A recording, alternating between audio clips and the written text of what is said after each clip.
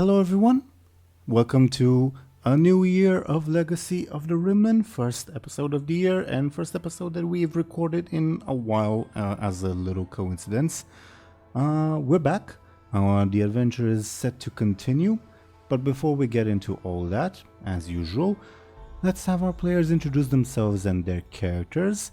The dice say that we shall go strict alphabetical for this little beginning part, meaning that we should have Ashen go ahead, introduce herself and her character first. We are all ears, Ashen. Yes, hello. I'm Ash, and I'm playing as Illona, and that's a ex-nobile woman. Noble woman. Who's currently being a cat sometimes, and right now she's the deciding point of a very interesting question. Tiebreaker, I think, is the word I used when recapping you about everything. I was searching for that word, but I couldn't find it. Tiebreaker. There we have it. Yeah, there we have it. We'll get into why that is in a little bit, but thank you very, very much, Ashen. Next, the dice say that we shall go with Dely. Dely, could you please go ahead and introduce yourself and your character? Absolutely. Hello everyone, I'm Dely, and as usual I'm playing as Muninn, the travelling scholar from Brightland. They are a little tricky devil, little trickster. Last episode they were a little bit sort of chuffed that this woman that they were speaking to was jealous of them. If you want to figure out why, I guess watch the last episode. After watching this episode. All to do with Cassius worship. I learned a new word today, chaffed or whatever you said. Yeah, chuffed, meaning impressed with themselves. Oh, interesting. Noted. I'll make a note to myself to use that in the future, I suppose. Yeah. Is that an English colloquialism, or is it more international Englishism? International English, I think. It's a slang word used in all of the UK, if that makes sense, not just England. Noted. Thank you, Dely, for. How do you spell it? Chuffed. Cool. Thank you, Dely, for that little lesson. Yeah. And for introducing yourself and your character. Next, as expected, I suppose, we would have Show&Tell. Show&Tell, could you please go ahead and introduce yourself and your character? Yes, hi, I'm Show&Tell, and I'll be playing as Anghel. And right now he's kind of conflicted, but seems to be kind of leaning toward the side of slave, of slaves remaining slaves or something, which is kind of sad. Well, it does. I guess it doesn't have to be black and white if you guys can think of. Yeah, it isn't. And also, if you guys can think of a third option, I'm all ears. So, you have done that before, so, yeah. Either way, thank you very, very much, Show&Tell, for introducing yourself and your character. So, last time, the party finally reached the tree that they have been indicated to reach, I suppose, by Always Thirsty. Rest in peace. Good eye. No. Good eye. You're right. It's a slip of the tongue. Sorry. My bad. Yeah, I was like, what? Did he die? What? I really missed a lot. My bad. Thank you for correcting me. So, you reached the tree, inspected it for a while, and realized that the tree itself isn't necessarily important.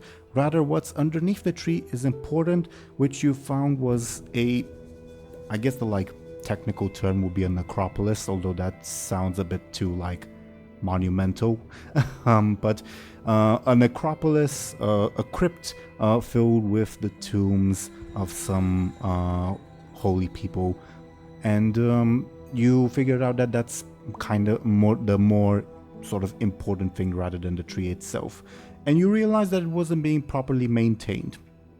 You got up, decided to go to the Wood Solitude Monastery, the one that you knew was in charge of maintaining the tree. Now you know the graves underneath. And when you reached it, you saw that it the monastery itself was burnt down, but not just burnt down, but like thoroughly destroyed, like manually, if that makes sense. And you stumbled upon basically a bunch of self-liberated slaves who, oddly enough, seemed to expect Muninn's arrival, although even they weren't exactly sure why, if that makes sense.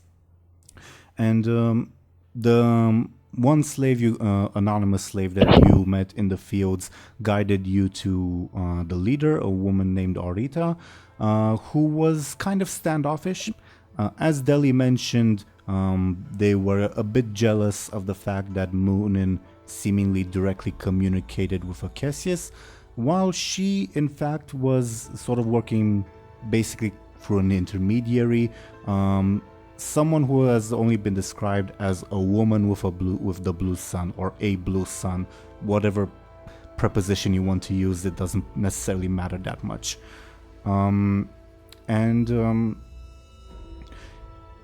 I guess two other minor details that you noticed. You didn't see any corpses, although that doesn't necessarily mean that people aren't dead. And you, when you asked the lady, hey, who was in charge of maintaining the tree, she named a monk named Eusebius, but also had like this moment of realization, like sort of, wait, where is Eusebius? Sort of, if that makes sense, which she tried to keep to herself, but kind of failed. Now, these slaves are not interested in maintaining the forest or saving the tree. In fact, they seemingly have their own plans with the tree and probably beyond, and which left you guys in sort of a dilemma-ish. Muninn initially, well, I don't want to speak in your name, Deli, but maybe they were a bit more ambivalent, or at least open to finding more stuff out. But then they got a message from Cassius that said, hey, if you help these slaves do their thing, I'm gonna give you some a bit of info that will help you with like your main quest of saving Willa, all that good stuff, which immediately made Muninn switch sides. Anghel, unaware of this little detail, well, was fairly conflicted, as Show&Tell said, kind of on the side of slavery, I guess. That sounds very, very wrong, but for context's sake, slavery is bad. I think we can all agree with that. But these slaves are not very nice people, and they have some very, very destructive plans. So it's more of a gray issue, I suppose. And Illona, well, we don't know Illona's perspective yet. And I suppose that's what we're about to find out. As, again, to very briefly describe what happened, Muninn got this message from Cassius, turned to Anghel and signed to him, I want to help these people, or I don't remember exactly what you signed. Anghel seemingly was opposed, and then, sort of like cliffhanger style, you both turned to Illona to get her perspective. I guess for just an additional bit of environmental context before we get into things, you're in front of this woman, Arita's house. You are, like, a crowd of people has gathered, partly summoned by her, partly just because, yeah, something's happening and they're curious. They're not immediately hostile, but you never really know what could happen. So, as I go to turn on the background music, I'm curious, I suppose, what's going through everyone's minds at the moment. Again, as a bit of a warm-up, would anyone like to start? Shall I appoint someone? What do you all think? I mean, personally, for me, I think Illona is... she's a bit confused as to why Muninn suddenly chose that. And she would ask, like, hey, you didn't seem too keen on that before. What made you change your mind? Wait, Illona asked... Illona wants to ask, or Illona just asked me? Just asked. Oh, okay.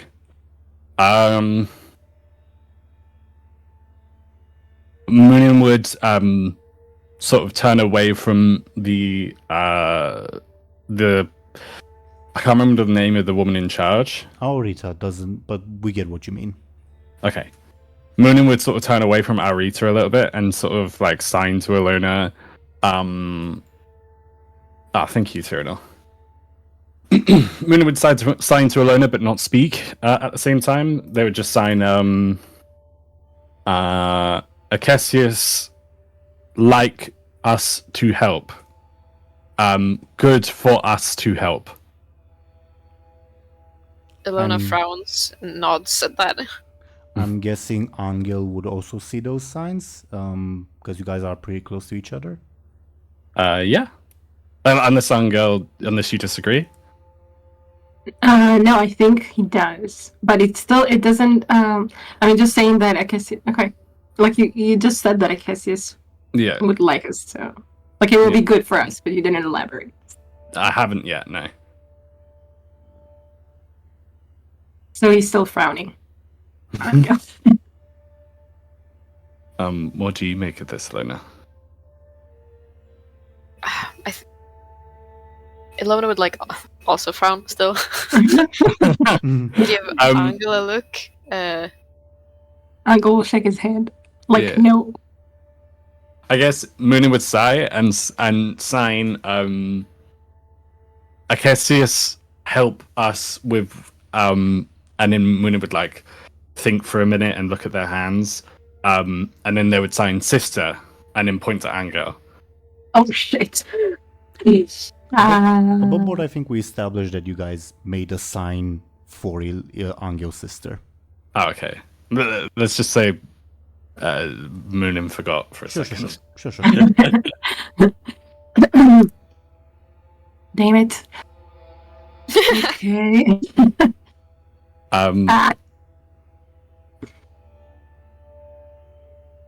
Illona would like shrug and say, "Okay, yeah, I'll be down." Mm-hmm. Muninn would sign to both of them, like, these people liberated, slavery bad. Even Muninn would continue to sign if you guys are not listening but looking. Muninn would say, like, even if Acesius no help, slavery bad, help slaves. Just coincidentally, as a minor detail of world building, the place you're from, Muninn, like compared to where Anghel's from and where Illona's from, would have the least amount of slaves. Ooh, so it made sense. That's good. That's good that helps it make sense in that case. Mm-hmm. Though again, the place you're from has like very close political ties to the place where Illona's from, which has the most slaves. Yeah.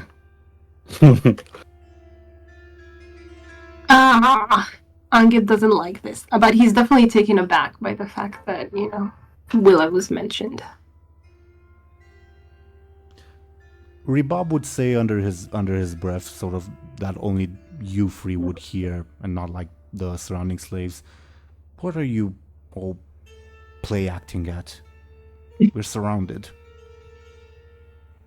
I think Muninn would like, because Rebob can't. I don't think Rebob can sign. Muninn would hesitate to reply, but they would say like Muninn would like under their breath. They'd say like, we're just talking.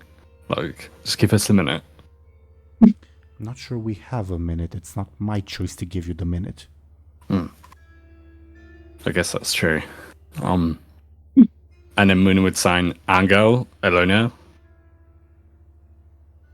Or Muninn probably wouldn't sign that. Muninn would just look to Anghel, Illona in a way that is like, Rebob's got a point. Like, what we're gonna do? Illona would say, "Well, I'm all for helping with that. Just up to Anghel." Oh shit. Okay. Peer pressure. I have an above board question for all of you, and treat this as above board, not in character. Do you guys, like, if you want, and it won't necessarily impact the story, I guess. But if you want, we can have the slave leader say, well, it looks like you need some time to think. I'll give you like 5 minutes to think and like discuss things among yourselves. Or would you like to like speed up the decision process and just continue as is? I don't mind continue as is. Yeah, it's just not going to be like I don't know. I don't think Anghel's just going to go along. So I don't know what we're gonna do. Anghel, I guess he's just kind of signing. Like he's thinking about it a little, and then he's like, "Oh God, it sounds really stupid." What do you say? Oh, what about the forest? Maybe he says. What about the forest? Above board, I think, as a small reminder, just because it's been a while, because we're talking about what's the Prince Charming perspective. Again, Prince Charming is conflicted on the slavery thing, but the Prince Charming side, which again you don't have to follow, is that Good Eye gave you a quest regarding the forest. You ought to complete that quest, if that makes sense. Yeah, that's also part of it for sure. Again, you don't have to follow it. Just at most intrusive thoughts, at most. Yeah. I think Muninn would say to Muninn would sort of sign to both of you, like as in you two. I know what side I'm on, and then Muninn would like Muninn would also sort of say like, if not helping, don't interfere. Oh, okay. I mean, it's just that I don't know exactly what's gonna happen, you know? Like I don't know what he's gonna interfere in. Yeah, neither do I, really. Like, what are they gonna do? Yeah. I have a good idea of what could happen, but... I mean, if we say we're against them, they're probably gonna attack or something. Yeah. But if we don't say we're against them... Hypothetically, if you guys decide to be against them, there are other ways of going against them that other than head-on. Just again, hypothetically. Okay, interesting. Yeah. What they say about the tree, that they had plans for it, but we don't know exactly what? Well, they didn't actually say anything. It's more that you guys inferred it. They very much avoided saying anything at all about the tree, other than like when you asked who was the caregiver of the tree, and they didn't, and the fact that they don't care about the forest. You guys inferred that they have some plans, but they're not sharing. Okay. Because at the moment they're suspicious of you. Well, except that one guy that Muninn used their stunt on. That guy, because it's the stunt, is all like, yeah, Munin's the person, but they're not like a high-ranking individual, so you know. Yeah. I guess Muninn would sign. Maybe we can help them and help Forest somehow. Well, do what? Emphasis on somehow. Help how? Yeah. We will see. Oh, okay.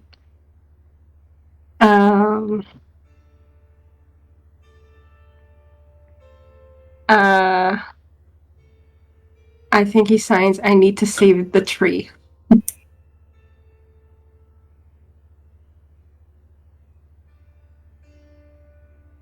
Then Muninn would then sign. Then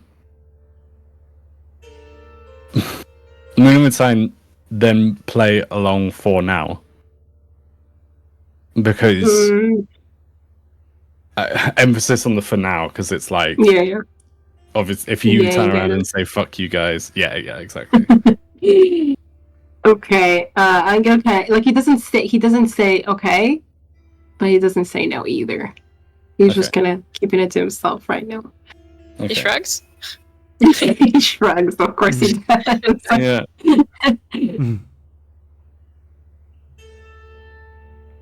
Are you done? Says the slave leader. Yeah. What do you need help with? What do you need us to do? My question first, are we on the same side or not? Yeah, appear so. Even if I told you we'd want to drown this entire country in blood, would you still be on our side? Depends on whose blood. I think she's also slightly taken aback by your casual response. I think so am I.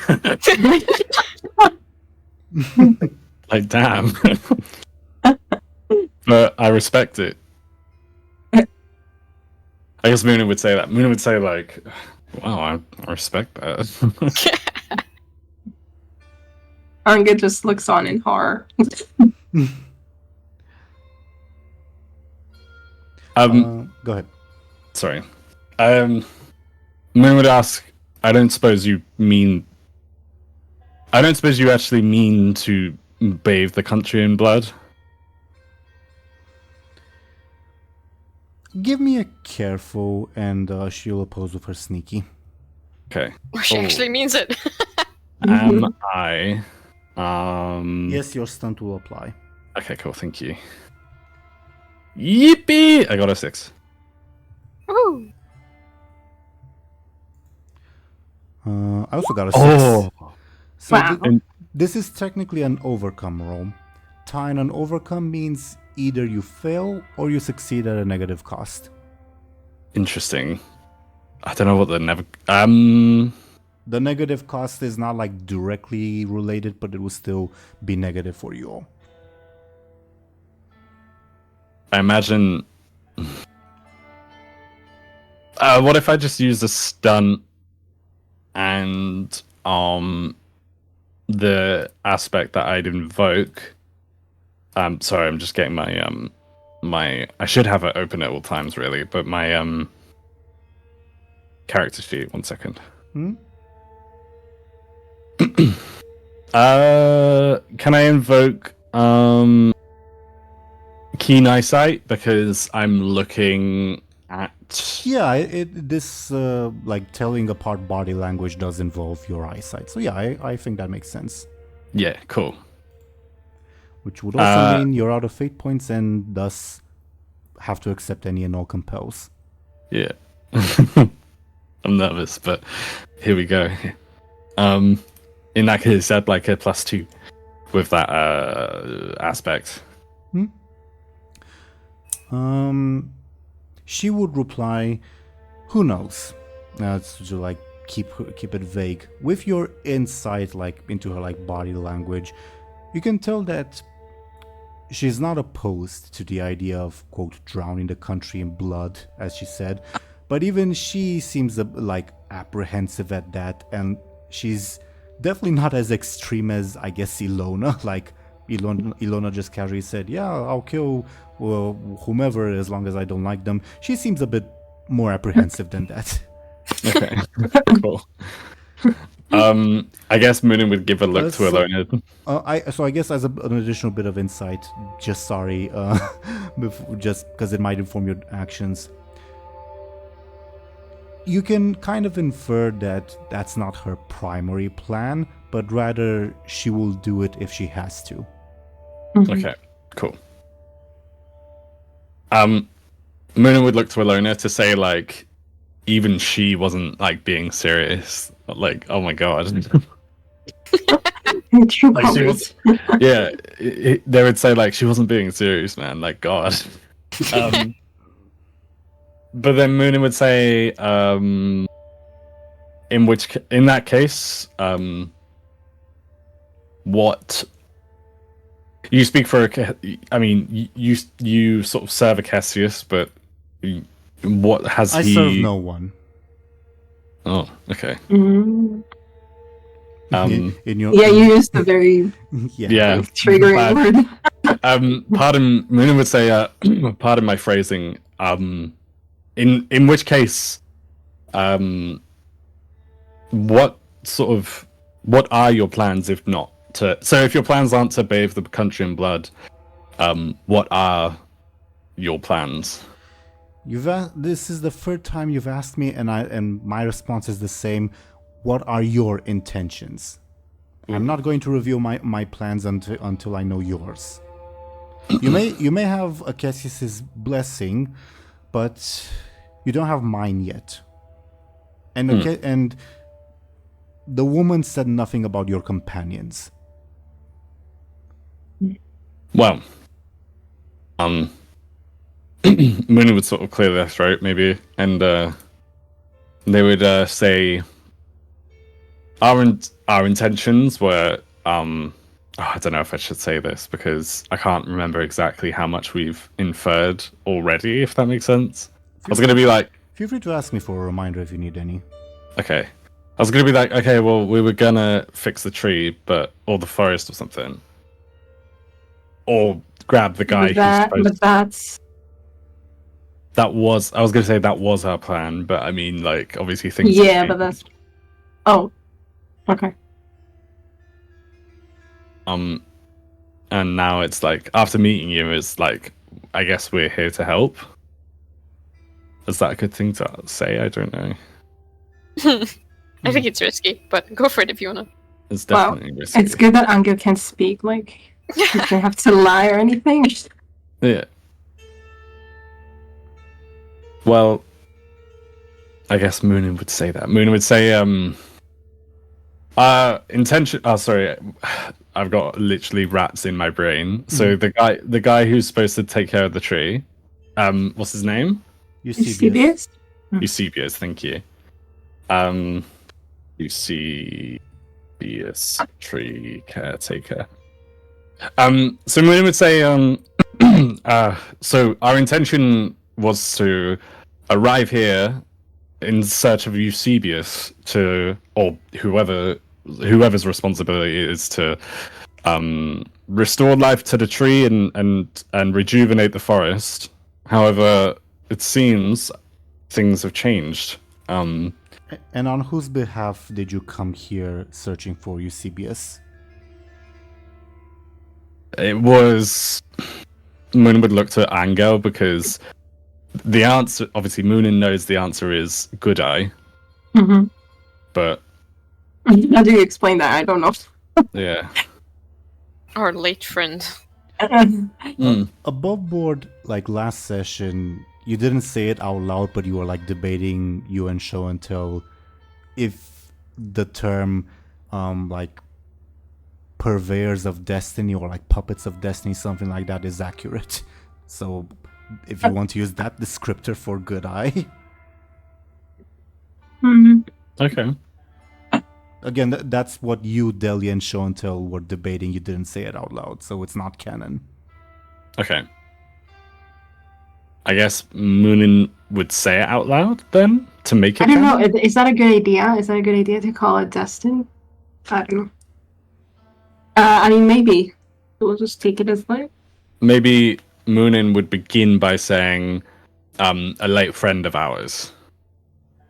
Who? His Yo, mama. Yo, mama. Muninn would say, a late friend of ours. His he went by the name of Good Eye. Was he a Doma too? Above board the like slave people? He wasn't. Just because these like slave people usually have these more like almost abstract names, I guess. Right. Oh. Yeah. For context, Aurita's name means golden, so you know. Yeah. I guess Muninn would reply saying, no, he wasn't a slave. He was just a man of great power.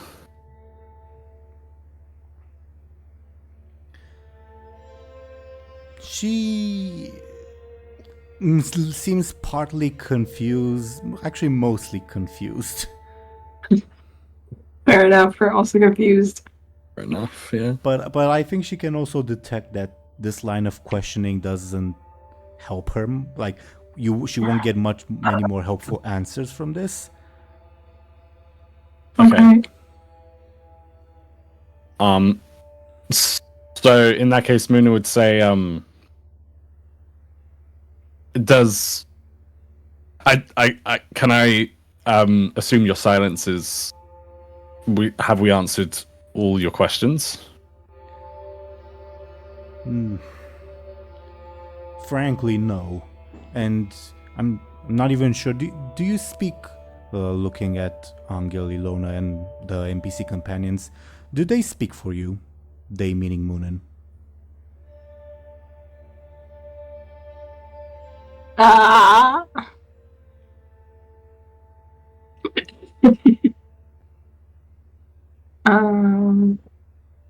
She would add, who are you anyway? You've given me your names, but the woman only told me about you, indicating Muninn.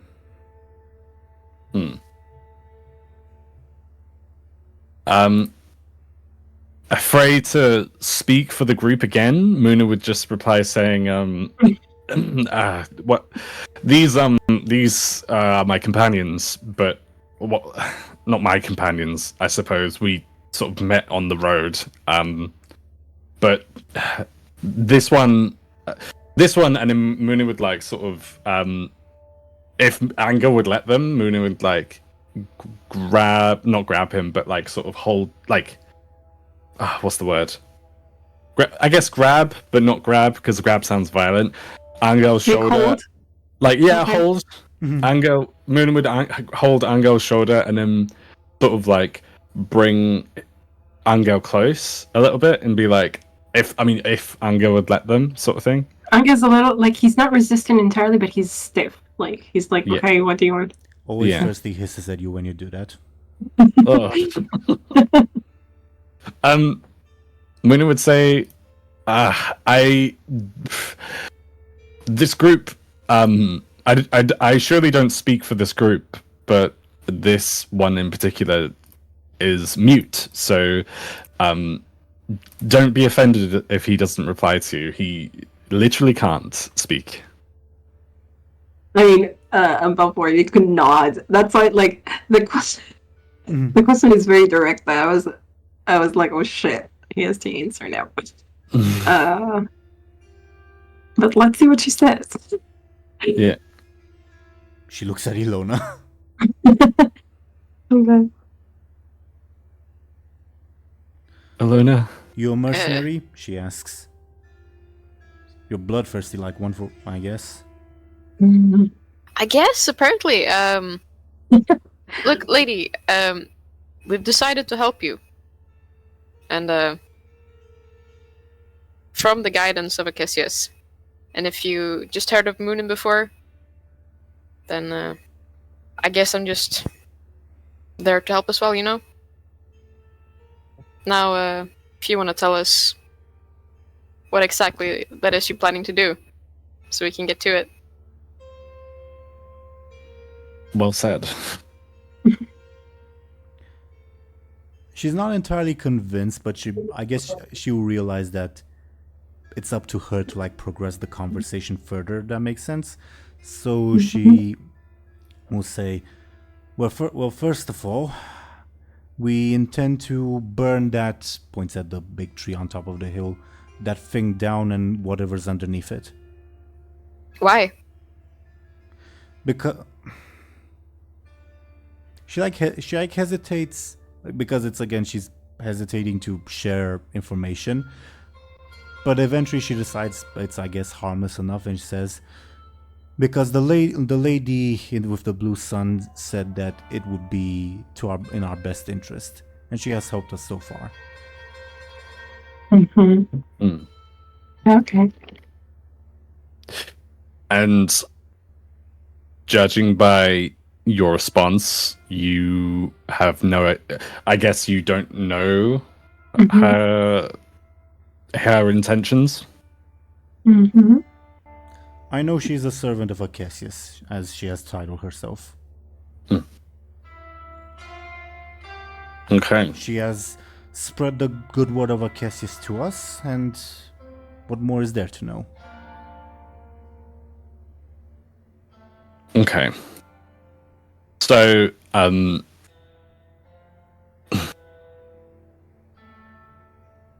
I guess Muninn would ask, so after you do this, after you burn this tree, what do you think, what do you expect to happen?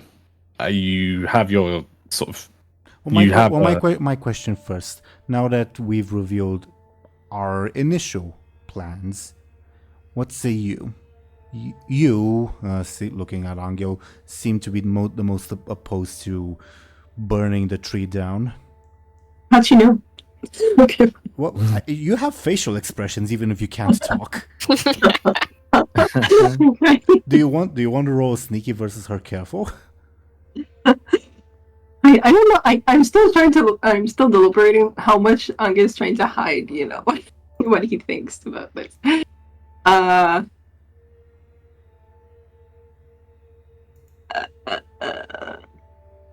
Yeah, I don't know if he's trying to very hard.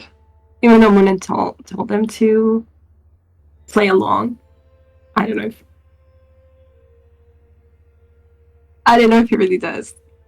If you want, again, we can roll your sneaky versus her careful. Though Let's go with that. It's likely she'll win, but I guess you never know. Yeah.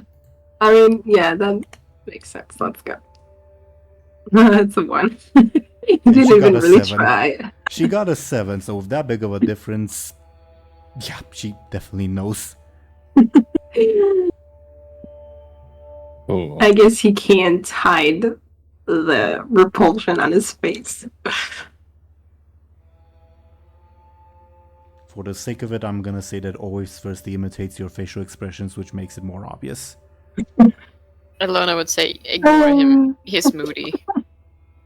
Yeah. Oh, that's good. He seems to be the biggest and strongest out of the lot of you, so how can I ignore him? Don't underestimate us. I'm not. That's precisely why we're having this conversation. Illona would take it as too much as a compliment, just smile and nod. Yeah. You look strong.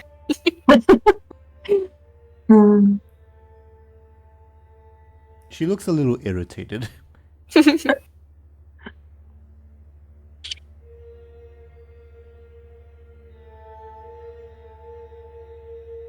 Well, she did ask you, given the fact that we intend to burn the tree down, would you still be on board? Basically, she asked you all. Yeah, Anghel is not even trying to answer. He's just kind of staring at her, so she can do with that what she will. I mean, she asked him in particular, right? You seemed most opposed, so I guess he's just looking at her. Asked the general group, but yeah, looking at Anghel, yeah. So he just returns her stare like it's a stare down. I don't know, unless she doesn't participate. She does. In the midst of the awkward silence, Illona would say, well, Muninn, you've got a spear that could probably help with burning it down, right? Oh, wow. I can just takes a step away from the both of them. a little bit shocked that Illona is so nonchalant and ready to cause chaos. Oh, God. Muninn, Would you really be surprised? yes and no. It's very in character, but also wow.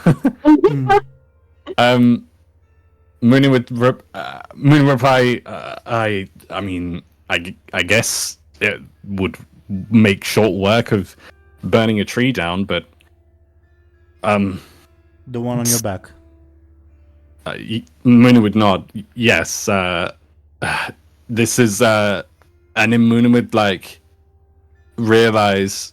Do you recognize? Muninn would realize and ask Arita, do you recognize this? I, the DM, need to take a second to think. She would know instantly, so give me, the DM, a second. Okay. God, I kind of want. I mean, like Anghel is directly opposed to this, and now like you're actually talking about how you're going to burn the tree. Yeah. I don't know. I kind of feel like Anghel should just split. Be like, I need to protect it back. Yeah. I don't know. That's insane. She replies, "Of course I do," with a sneaky of 8. Oh, She's Ooh. pretending. can Cut I roll? Of course you may. What is it? Careful, right? Yep, careful.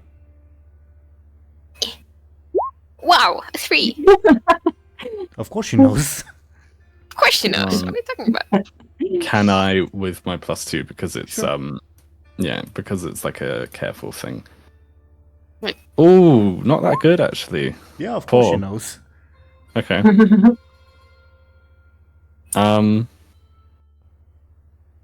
Anghel, did you want to try it? I don't think he cares.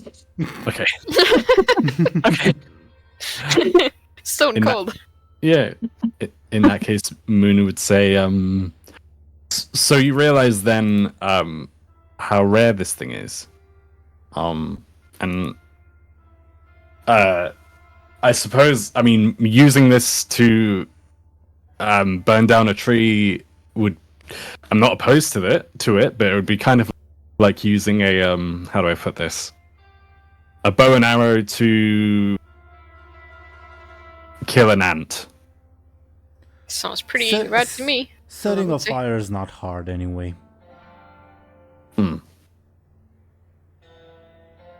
Well, I guess is there anything Moon would ask? Is there anything we is there anything stopping us from doing this now? When you, I guess she will also ask this. When you say we, do you mean your group or all of us? I suppose all of us. So, if this is a task that has been set to you by if this is a task that has been set to you, then surely it would be important that you would join us for it. Of course. The Okay. question is whether you will join us for it. But to answer your other question, the lady with the blue sun has recommended that we do it at night. She mention any more information other than that, or just Yes, she go at did. nighttime? Okay. Care to char? No. Or sure. Okay. Well, this has been interesting. I suppose Muna would like look outside, I guess, and You've see. also made me realize something, and we'll probably need some time to fix that little oversight. So, Oh shit, Eusebius. so it all lines up perfectly. I wanted to somehow try to find a way to get to this Eusebius dude, but I don't know how to go about it. You want to try and find Eusebius? Yeah. You could have. I mean, his own- Anghel. Yeah. What? Anghel could have his own little stealth mission. Yeah, but I don't know like how to go about it at all. Like, Yeah. I kind of want to like just outright, and I kind of wanted to do this at the beginning. Just outright ask her like, "Oh, so you've clearly lost Eusebius. Where is he? Where was he last?" go for it. Okay. Muna would ask like, "Oh, before we leave, this Eusebius person, you said that he may still be around." Above all, she didn't say that. You guys inferred it from her like speech and body language. That's fine. Muna would still say that. Then she'd be slightly taken aback and mumble something to the likes of, "Well, then maybe you are the chosen of Acacius."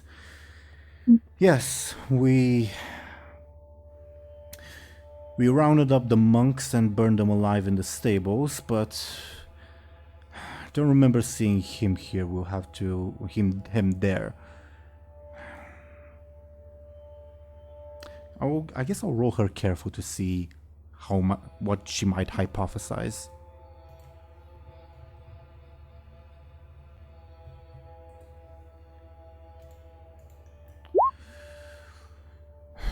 Maybe his former apprentice may know something. Well, not former apprentice, former servant. Can you hear me, by the way? Okay. Yeah. Okay. Yes, yeah. Okay. Well, we would love to hear what his former servant would have to say. I think my friend especially. What? When is saying that? Maybe not that last bit. Like, I'm trying to understand if Muninn is asking for themselves or they're asking because they know that I'm less interested. I don't know. I guess Muninn is asking because it's good to keep our options open. Yeah, that makes sense. Yeah. I mean, I think she'll say, bring Eusebius before me, and I'll fully trust you. Okay. Until you do, you are not to leave this village.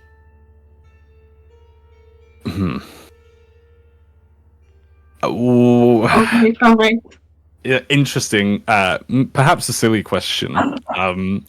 What if Eusebius isn't in the village with us anymore? Then we'll deal with that then. I'm not a bloodthirsty savage. I'll tell you that, but it would be better for you if he were in this village. Okay. Basically, she's saying, I'm not gonna automatically kill you, but it won't help your case. Okay. All right. Well, off we go then, I suppose. This has been wonderful. And then Muninn would do sort of like a head nod to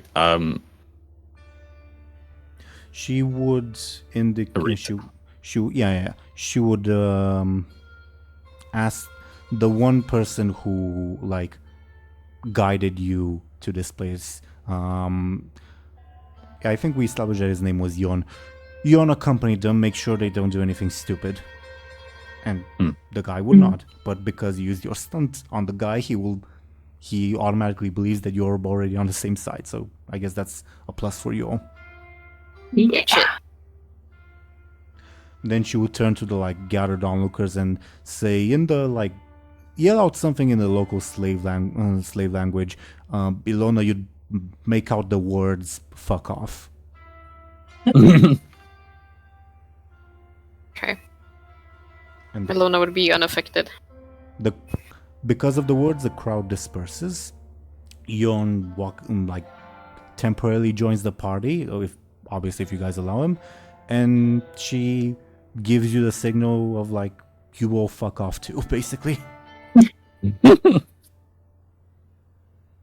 Muninn would fuck off, indeed. Yeah. Muninn would look behind them to see, are we all fucking off at the same time? We're all fucking off. Are we all fucking? Muninn steals a glance at Rebob's chisel chest. Yeah.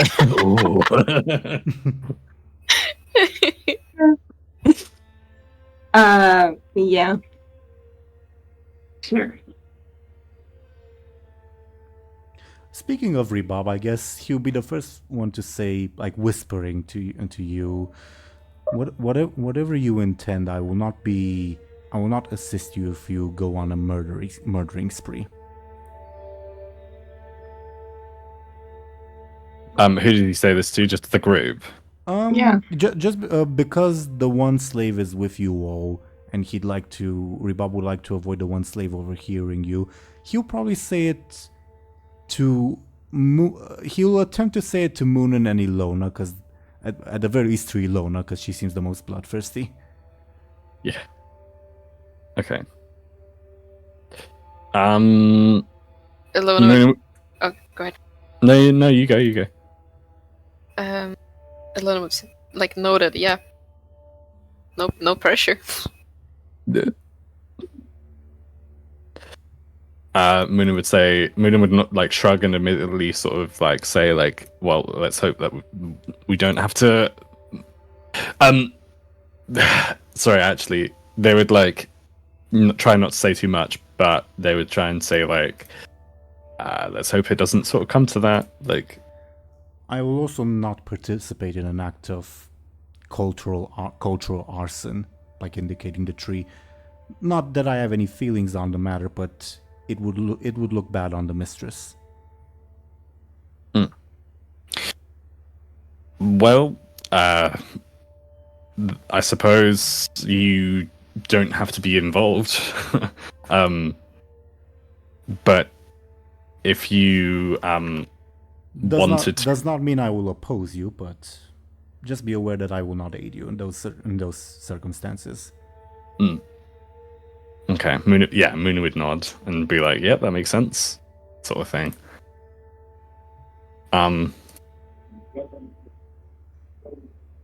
So Muninn would look to, I guess Muninn would look around to everyone and just say like, "So where do we think this sort of apprentice?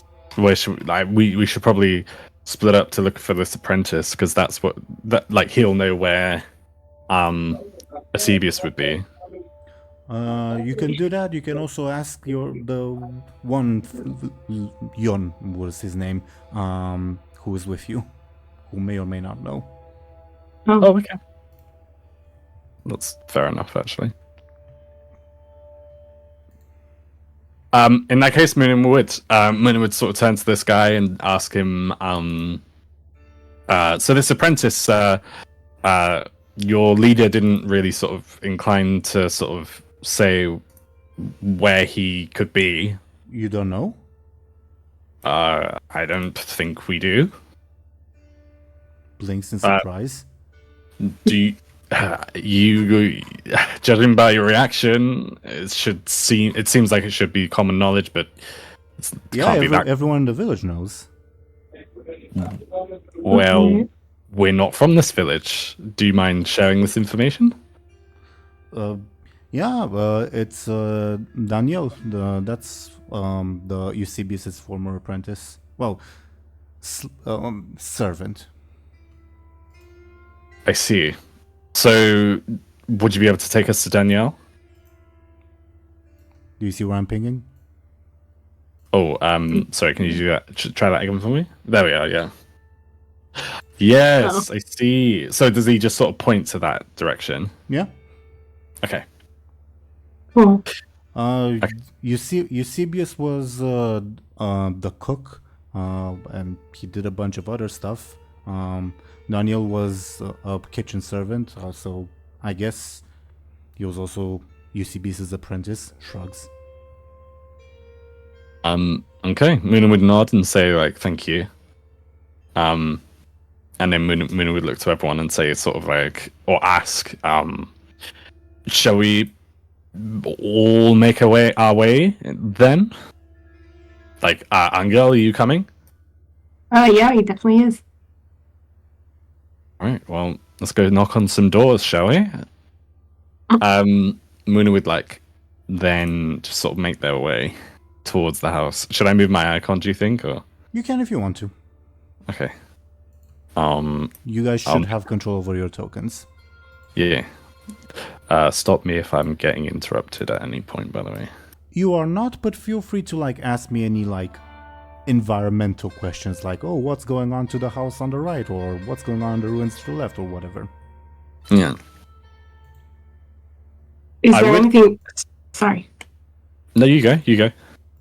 Is there anything super interesting on the way? Or that stands out? Oh, feel free to give me a careful. Okay. A 4. A 4. That is a good roll. I think you would, just because you're a bit far away, you would still see, 2 of the liberated slaves, going through the ruins, making the effort to thoroughly destroy everything, if that makes sense. Even though the building's already burnt down and all that, they're taking the effort to be very, very, what's the word? meticulous, I Furrow? guess. Furrow, Oh. sure. Yeah. Mm-hmm. As to the house on the right, you hear like which would be Kranga's family. You hear like lots of voices, so presumably there's a lot of people there. Oh. Okay. Do you have But I any think Sorry, I was muted. I was gonna ask, can I look over and see? Of course, you may also have a care for Show&Tell. What were you going to say? that I think we're going to go to Danielle's house first. Let me check. Go ahead, Deli. It's alright. I was gonna say that's either a 1 or a 3, depending on if you agree. What was the question? I was looking over to the house on the right, I think. So, It's a free then. With a free, it's the same thing that Anghel notices, that there's seemingly like a lot of people there. okay. Okay, cool. Show&Tell, by the way, do you have any questions in particular that I can answer with your roll? Voices. They speaking in the slave language? I'm guessing. A mixture of the slave language and Rima. Mm-hmm. Oh, so you can understand what they're saying, or is it too far away? You're a bit too far away. Okay. Like you hear voices coming from inside the house as well. Mhm. Welcome back, Ashen. Thank you.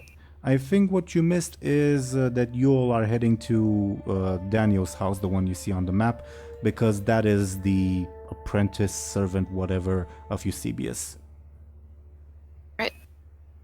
And I briefly mentioned that, like, you see at least 2 of the liberated slaves like going through the ruins, like thoroughly destroying everything, and you hear like a bunch of people coming from the house to like the south, your right, Kranga's family.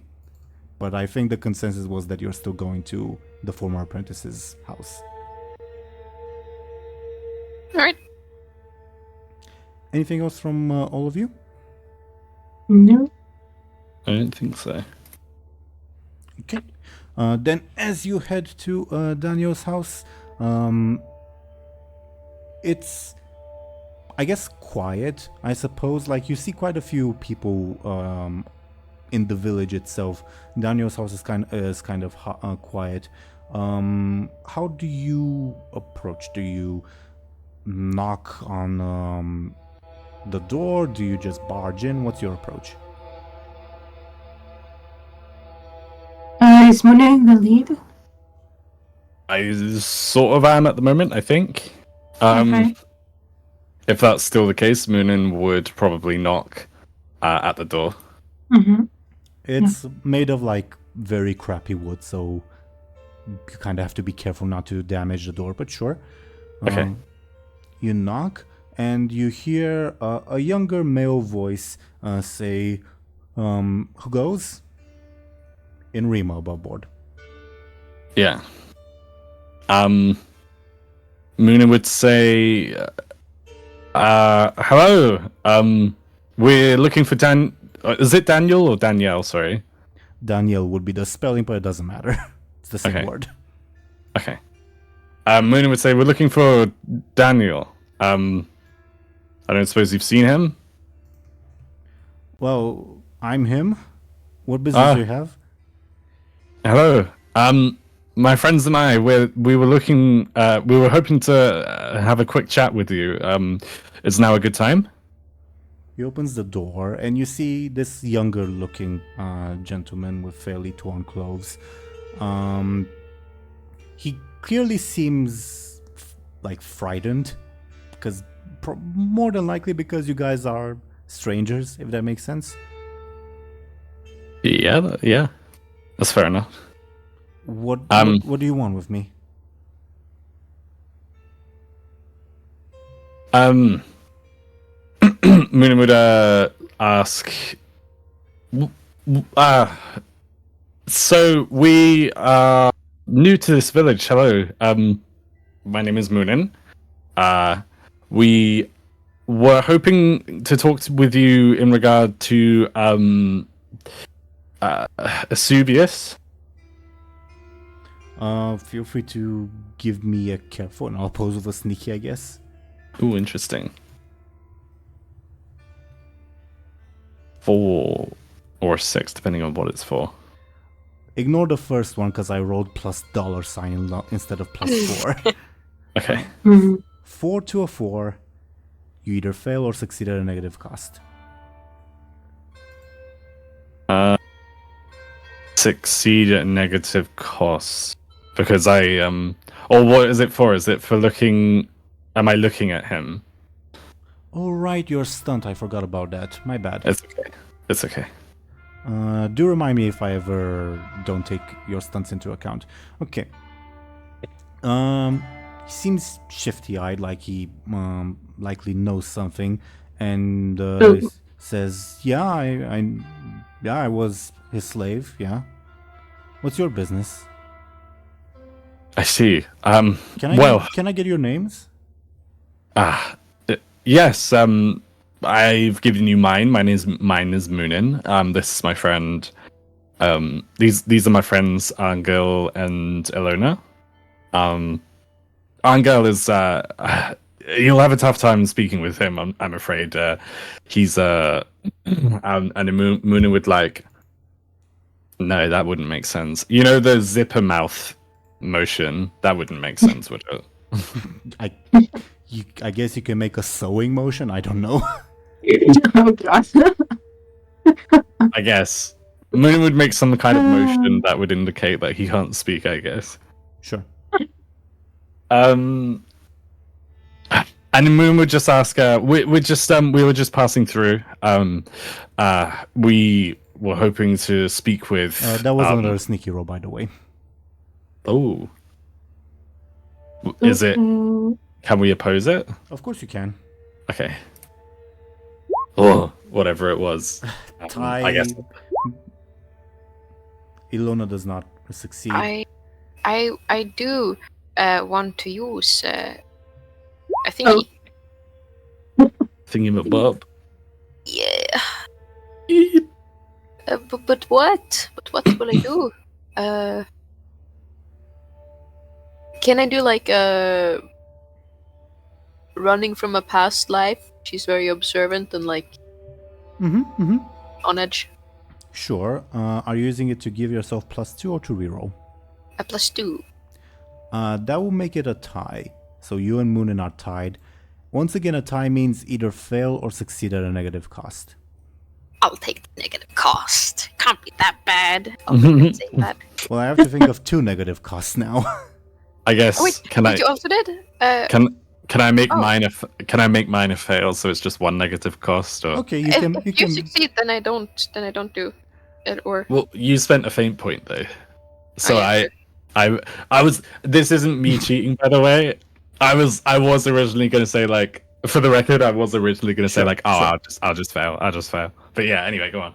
Right. So Muninn fails. Okay, I only have to think of 1 negative cost. What would be? Yay. What would be the negative cost? Illona sneezes. No way you said that. I was just gonna say. Really? Illona sneezes on the guy and he gets pissed off. I was gonna say like Illona has a sneeze attack. Why would Holy we shit. both think that? That's so weird. Whoa. No, Dude. I actually have a different idea. Yeah. No sneezing? First, probably not. First things first. With your success, Great success. he reacted to the mention of Anghel's name and the detail that Anghel is mute. Oh.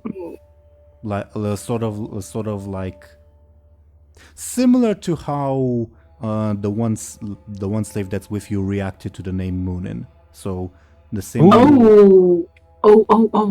Wait. Okay.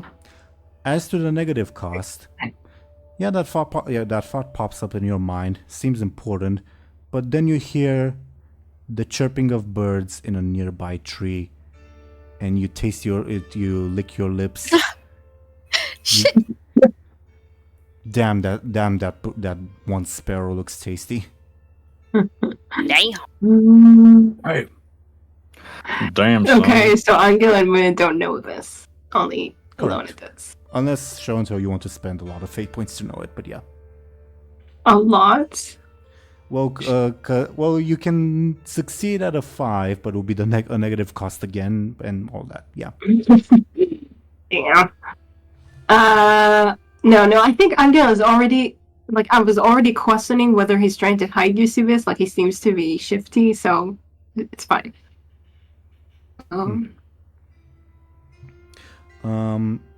I Yeah. kind of want to ask, is Anghel a familiar name to you? Sure. I'm thinking of how to include your negative cost because that burst Yeah, is really, really then it's tasty to you. not. Oh, is it just Then it like doesn't them have running off? anything. It kind of would make sense because I kind of have to go in real life too. That's what I was thinking about. What do you think, Ashen? Because you did succeed, and I don't want to take away your success, but the negative cost also has to be there. Can So- can I introduce that to the conversation? Like, oh, you recognize that name? And then I'm gonna be like, yo, I'm just a sparrow guy. But then, how is it a negative cost? I don't know. It's let's say that it's a negative cost, like I'm not saying it will, but just in case like a battle or whatever breaks out, Illona will be up in a tree chasing a sparrow. Yeah, sure, that makes sense. Sounds grand to me. Fair. Let's hope that there isn't a battle. So, Ashen, real brief, how do you like introduce that point in the conversation before Illona runs off? Kind of like I said, you know, like oh, you recognize that name? Like it's obvious, like reading is on his face.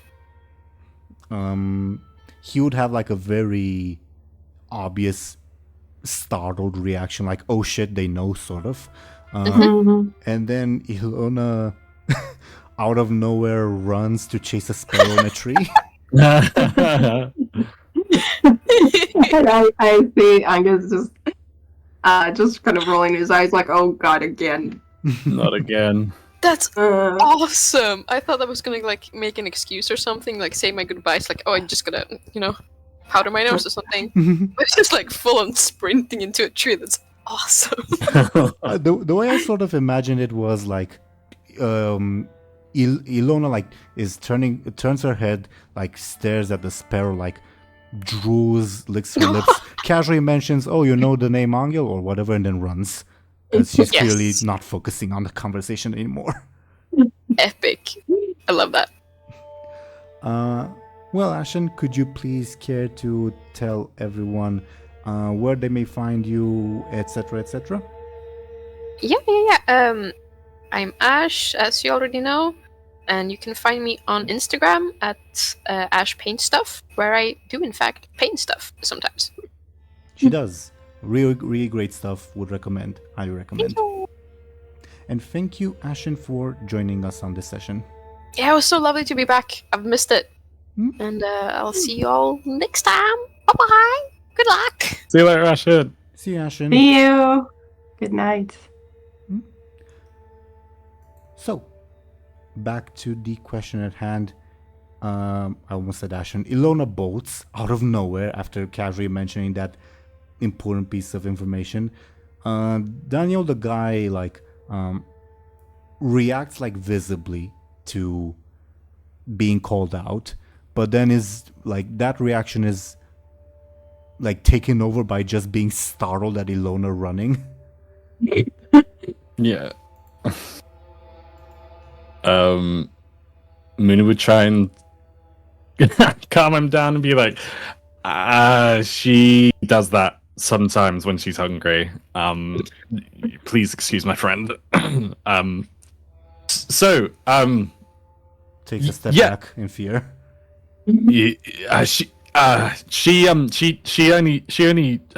She has a preference to birds and other things. She don't. And then like Muninn's, it's almost like Muninn's trying to like It's almost like Munin's digging a hole for themselves in a way. You see Illona like trying to climb a tree like a cat, but she's just ruining her nails in the process. Yeah. Oh my god. Oh, poor Illona. Rebob seems to consider shooting a bird so that you guys can get Illona back, but shakes his head like not worth the effort. Yeah. We really should take that thing away from her, like Moon would say to Anghel. And then Moon would ask Daniel, like, so she makes a good point, though. It seems you already know my friend here, and like referring to Anghel. You see fear in his eyes. What do you want with me? My friend, look, we are merely having a chat, aren't we? We're just talking. We're here to ask you a few questions. There's no need to be. Muninn wouldn't want to say the word afraid. But maybe they'd say it anyway. There's no need to sort of be standoffish. I think Rebob would say, I'm going to go look after Illona above board, also in an attempt to calm the guy down, because having a lot of people show up at your door is, Mm-hmm. Yeah, that makes sense. Is that acceptable that Rebob temporarily leaves? Sure. Yeah, absolutely. Okay. The guy, Daniel, looks at the one at Yon who's with you, and looks back at you, Muninn, and says, "I don't know nothing." Okay, Yon is the problem. Also, honestly, Muninn is the problem, but I'm the problem? What do you mean? Yeah. Do you think? Because I think that this guy is like on the side of Anghel, Ooh, yeah, no, I think so too. So I was trying to think of a way how to maybe lure Muninn away too. I don't think that would work. Mm-hmm. What? So that you could go against like the slaves and that? Yeah, find Eusebius at the very least. Ah, okay. I would be up for that. The only thing I'd be worried about is how would you talk to Daniel? Yeah. You have always thirsty, I guess, but how can always thirsty talk to Anghel, actually? Yeah, we haven't really Right. worked on that yet. Also, yeah, I guess. Because the thing is that. Sorry. Yeah. No, go ahead. No, what were you going to say? Sorry, I feel bad for interrupting you. No, it's fine. It's just that, like, the thing is that as soon as we find Eusebius, like, Muninn is supposed to report that back to, right? Rita, that was Muninn is supposed to actually bring Eusebius there, not just report it. Bring him. Okay. So that's bad. That's not, like, not what Anghel wants anyway. Right. Moon, if Anghel wants to speak, like, if he wanted to, like, not, like, have an outburst, but, like, if he wanted to sort of interrupt Muninn, Anghel could always just tug Munin's shoulder and, like, speak through Muninn, if you know what I mean. Oh, just for like, sure. But I don't know like- what the point of that will be. Like, I don't know what will achieve by that. I don't know. I was trying to think maybe I could, like, he could point to the other house that's full of people, but I don't know. So what? Like, that wouldn't be convincing. Like, it's very clear that Daniel is hiding something. Yeah. Anghel could tell Muninn that. I think Muninn, I think it's fair to say that Muninn already knows this, but I mean, Anghel could be like, Yeah. he's clearly hiding something and you're scaring him. Like, let me talk. Oh, that's kind of cool, except he can't talk. Except Anghel can't talk, you mean? Yeah. Yeah, that's fine. I mean, I can talk through... You can talk through me, though. Oh.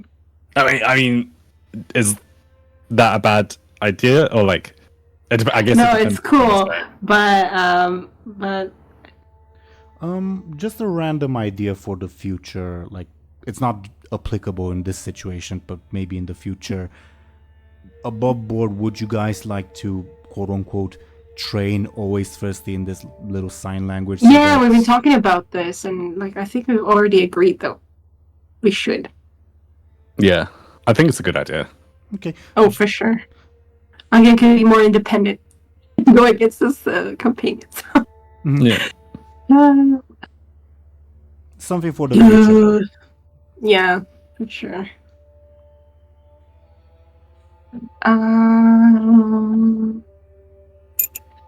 What are we doing? I guess maybe we should just go along with it, and then Muninn would also know where Eusebius is, and then we'll go there together, and then we'll just something Okay. to prevent him from being taken. Okay. That makes sense. I guess. Well, in that case, Muninn would just continue to try and calm this guy down and say, like, look, we are you have nothing to sort of listen. You have nothing to fear. We're on your side. Like, do you mind if we come in to make things a little bit less tense? Can I get, I guess, a flashy from you to see if you can convey the idea of we're on the same side? Ooh, okay. But Yon is still the problem, right? I guess Muninn could tell him to go away, no? Who's still the problem, sorry? Yon? The one slave that's with you, yeah. Liberated slave, my bad. Yeah. I don't know. To answer your question, to answer the dice roll that just happened with a flashy of 1, Daniel fully exits his house and closes the door behind him, sort of indicating no, we'll talk outside. Okay. I'm trying to think, what if Anghel is trying to catch his eye? I don't know where that will go. And then he can, find it. I mean, he is glancing at all of you, the entire group in fear. So he is also glancing at Anghel sometimes. Yeah, I mean, the catching of the eye could happen, but I'm trying to think if he could in some way try to convey something without anyone else catching on. But that would have to be a sneaky, I guess. And I don't know if he would want to do that. When you say you, do you mean me? Because I'm fully down for it. I mean, Daniel, I don't know. I don't know if he'll decide to do that. Or if he'll know how to do that. If he has a way to do something. Yeah, what I sort of, I guess, envision it is, you can roll me a sneaky, and either way, Daniel will know, because it's easy enough to spot. The sneaky is more so whether Muninn, Yon, and I guess always first. And the others catch up. Okay. Let's try that. A sneaky of 1. First things first, Deli, does Muninn try to, catch Anghel's sneaky, or? I guess they wouldn't be actively looking, but I guess would I still need to roll careful if they were passively what's Anghel? As we've previously established, since it's player quote unquote versus another player, first and foremost, Show&Tell and Deli, you guys can you guys don't even need to roll. You can just decide, oh, Muninn notices, or oh, Muninn doesn't notice. You can just decide that. Alternatively, of course, you can rely on dice rolls, but yeah, first and foremost, up to the two of you. I don't mind rolling. I guess the question is Okay, I might just roll if that's all right. What do you think, Show&Tell? Sure, if that's what we want to do. I mean, there's no chance, but okay. Okay. And So careful. if we roll Moon and stunt will apply. Oh, it will apply? Okay, there's no chance at all. Okay. All all your secrets are open to Muninn. Yeah. So Like, what is he doing? yeah. Oh, yeah. So what? Just because I'm stupid, what is Anghel trying to do? He was just trying to catch, Danielle's eye to kind of, I don't know, exchange some secretive glances. I have no clue, honestly. Okay. Okay. The two that I just rolled is Yon's careful, so Yon also notices. Okay. Like, you couldn't be Should I sneaky if you should I roll tried. for Royce firsty? It's fine. I don't think it matters, but if you want to, I'm curious. go for it. Him too. Anghel's not getting Everybody's raised. like, okay, Anghel, what's wrong with your face? Yeah. So like, Show&Tell, unless you want to spend fate points to improve your roll, what I'm imagining is like you like raise up your hand, sort of in your mind sly way, like, come on, we can talk in private. But everyone notices you raise your hand and just looks at you. Oh man. Yeah. I'm just like, slowly lowers hand in embarrassment, I guess. Yeah. I guess Muninn would like give Anghel a bit of a weird look. Everyone enough. does. Everyone Yeah. does. But then Muninn would ask Okay, like worth a try. Muninn would probably give Anghel the benefit of the doubt and ask, because this is probably what Muninn would assume Anghel is trying to do. Muninn would ask, so, okay, we're out here. I guess first things first, like, how do you know my friend? Like, sort of, maybe Muninn's like thinking Anghel is like asking to repeat the question, maybe? I don't know. Okay. Cool, Um, yeah. Let's go with He says, I don't know. I was sometimes sent by the monks on business in New Spring. Maybe we met at the market. I don't know. Which above board, I think we established that Anghel has never been to New Spring, so Right. Has never went in. Where's New Spring? the city that just burned down. Right. City that just with the wolf. Yeah, Anghel was never there. because it's far away from your home village. Oh, before. Oh, okay. Yeah, before. I mean, yeah. Yeah, okay. His sneaky is a 6 on that one. Yo, Daniel. Like, Um, Anghel knows that he never went to New Spring, but okay, fine. Probably Muninn knows too. Like, they can guess, but The one that I just rolled is Yon's careful, so he's none the wiser at the moment. cool.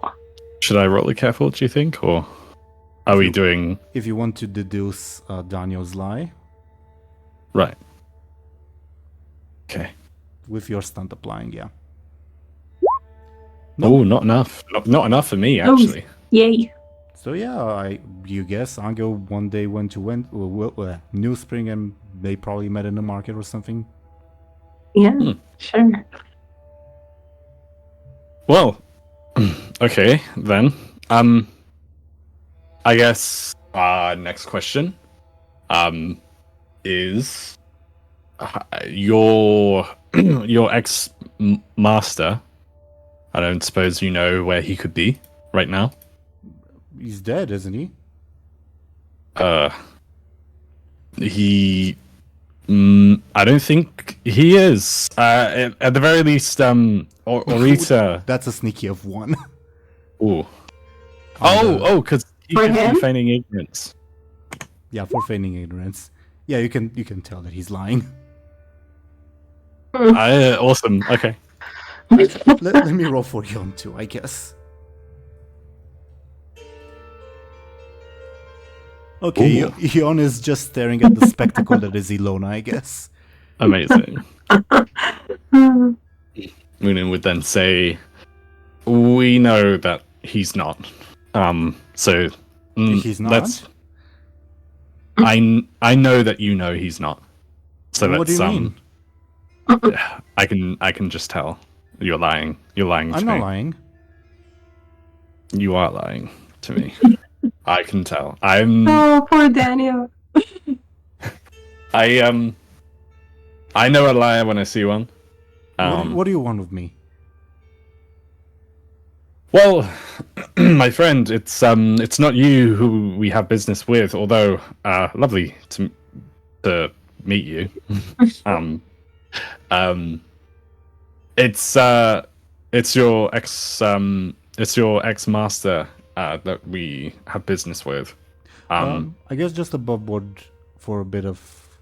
Because Yon failed in his careful roll, so to deduce Daniel's lie, but because he believes Muninn because of the stunt, I guess he'll believe Munin's statement that Daniel is lying. Oh, okay, interesting. Oh god. That makes sense. So, I guess Muninn would ask, like, Muninn would try and speak so that, only, like, secretively with, Daniel, sort of thing. If you lean in, he'll take a step backwards. Okay. In that case, Muninn wouldn't do that. And Muninn would say, fine, have it your way. Look, we know, you know where... I don't know nothing. Sounds desperate. He is. I kind of want Anghel to just pick him up and run. Yeah. Oh my god. That would be hilarious.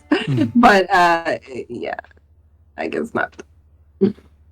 I guess Muninn would shrug their shoulders, and I have a bit of an idea with this one. Muninn would shrug their shoulders and say, fine, I guess you don't know where Asubius is. That's fine. Blinks rapidly. But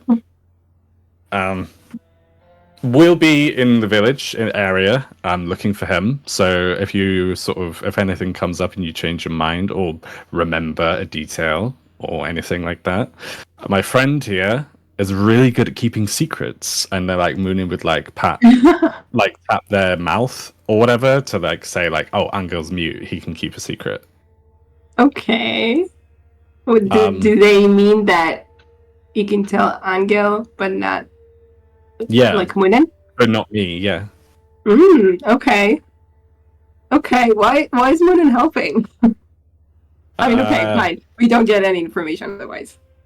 Yeah, more or less.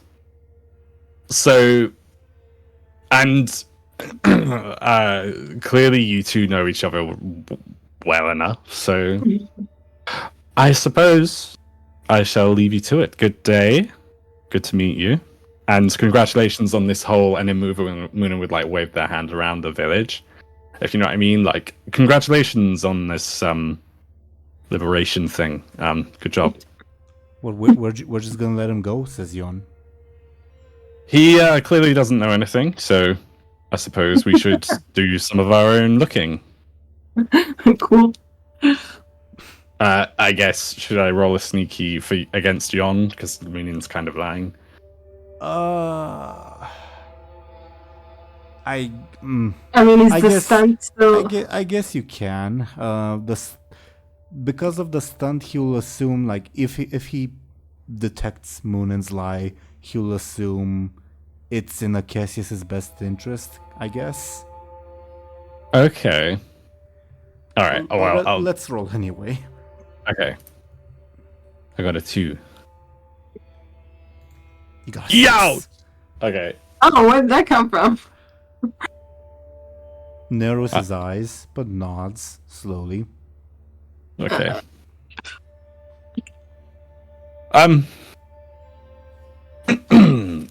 Okay. Muninn would say, let's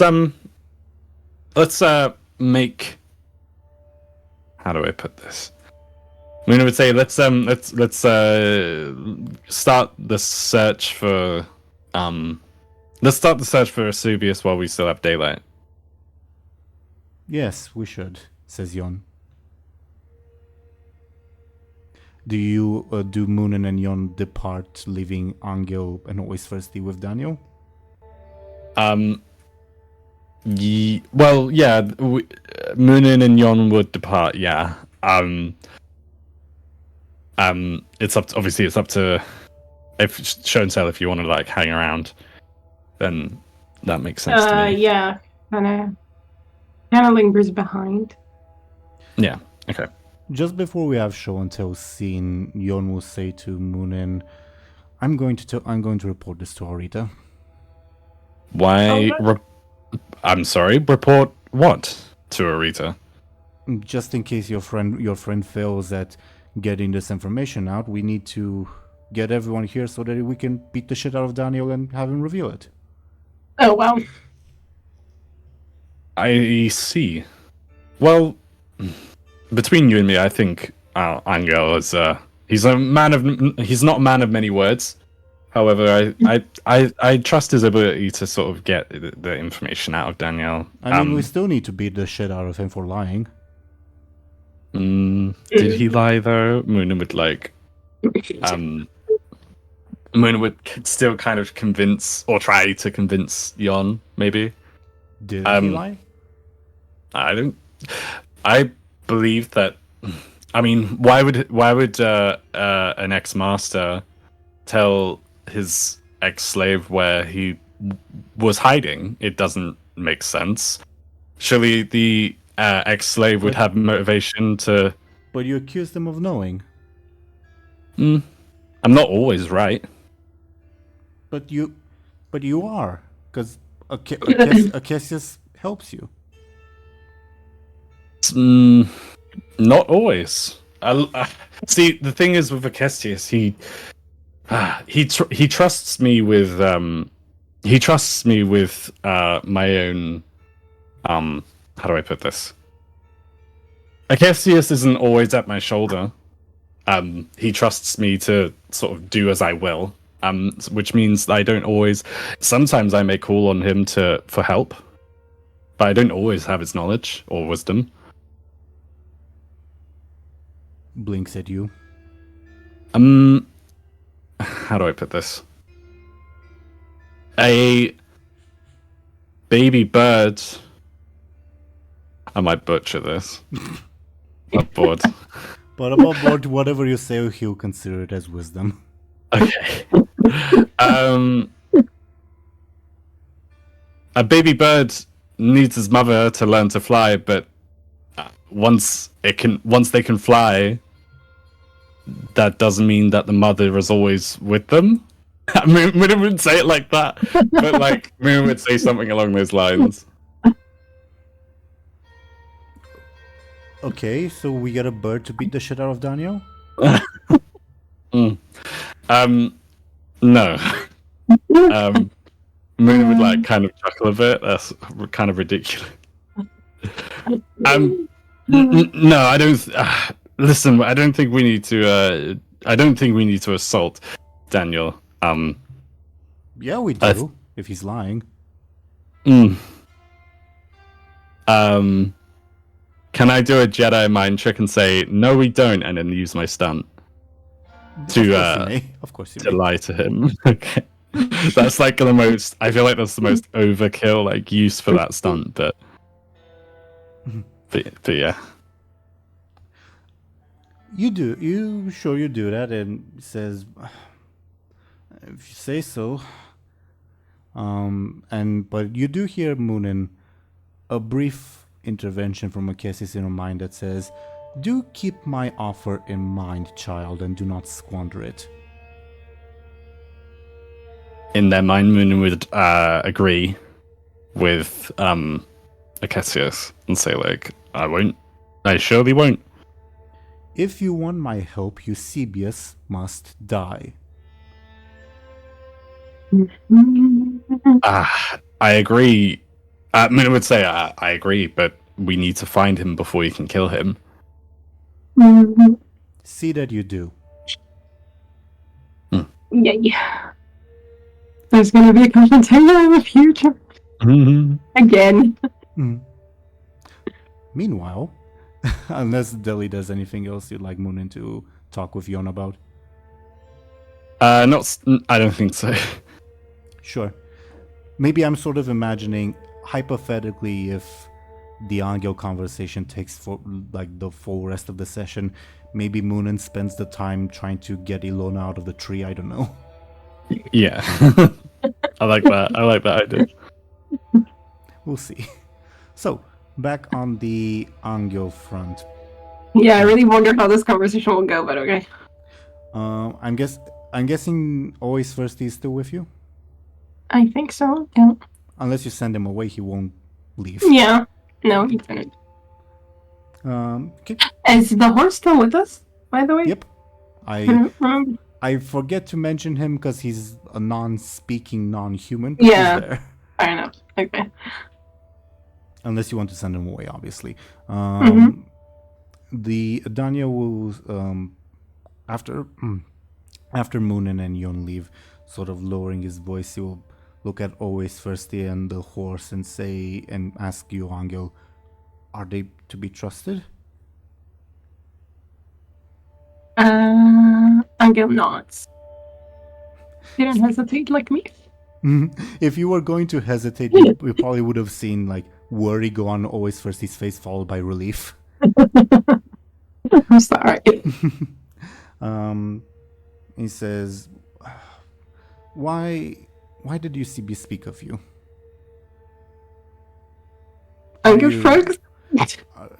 Do you seek to save the tree and what's underneath it?" Anghel nods. Like maybe he looks around and then he nods. He's also like Daniel's also saying this, like lowering his voice. Mhm.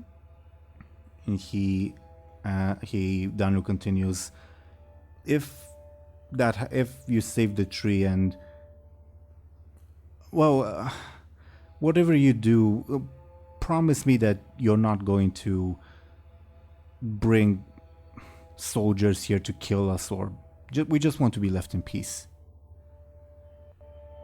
Anghel shakes his head. I'm trying to think. Is the pinky promise a thing? I don't know how else you can convey that. I lost my pinky to a pinky promise. Didn't I or not? That was Muninn did, but Anghel did not. yeah. Pinky promises are not a thing, but oaths are, and like you can mime an oath by like placing your hand over your heart, etc., etc. Okay. Sounds more noble. Sure. Okay. Then he says he's inside. Oh. Wow. Okay. Do you wish to speak to him? Anghel nods. All of you? Indicating always Thirsty and the horse. Anghel kind of signs to them to stay. They do, without any objections. Okay. Like I'm trying to think if that would be more suspicious, but getting the horse inside is never mind. Sure.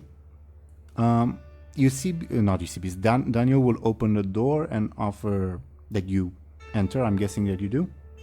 Mm-hmm. Sure. And you see, he's a young man. He does not have like any other family in his home at the moment, at the very least. I'm trying to look for Eusebius's token. Just for a second, please. Okay, I found him. He would lead you to his bed. It's a one-room home, so it's not far difficult to find. Where you would see this individual lying in there. He looks fairly. He looks very old, let's say. Okay. Like, but not like injured or. No. But he is lying in bed, and he looks up and says, Anghel, is it? Anghel nods. Daniel will be silent while this conversation happens. Eusebius would say, come closer, child. Anghel does. Sit, if you will. I can tell that you have noble intentions at heart. Anghel kind of like, it looks kind of embarrassed, but I don't know. I guess he kind of accepts that. You are looking for your sister, are you not? Anghel not, like, he suddenly like, kind of perks up, like, didn't expect that. Eusebius nods and says, I know a thing or two that may help you. You seek the prince's aid, don't you? The what? The aid of the prince. Oh, okay. Yeah. I can... the difficult breathing is because he's old, by the way. I can tell you something about that, but first, may I ask, what do you intend to do?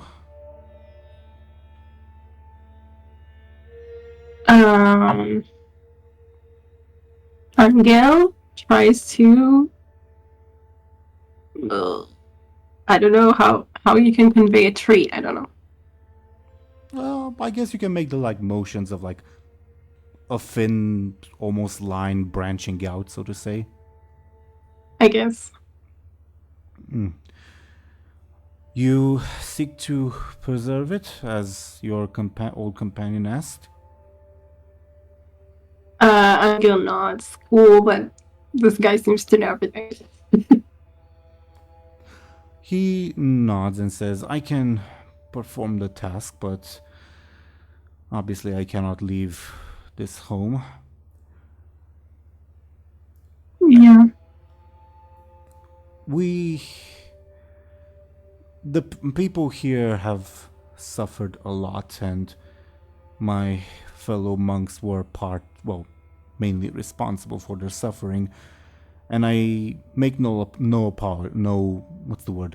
excuses for it. Mm-hmm. That said, when the main monastery, the Deer's monastery, finds out, or if the prince finds out, he will send in soldiers to slaughter these people. Mm-hmm. Yeah. We cannot let that happen. Okay.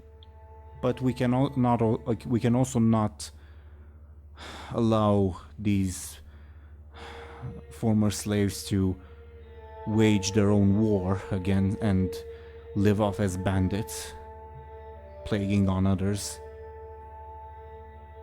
Okay, so Anghel kind of I guess makes a motion of oh, so what are we gonna do? What's the plan? I do not know.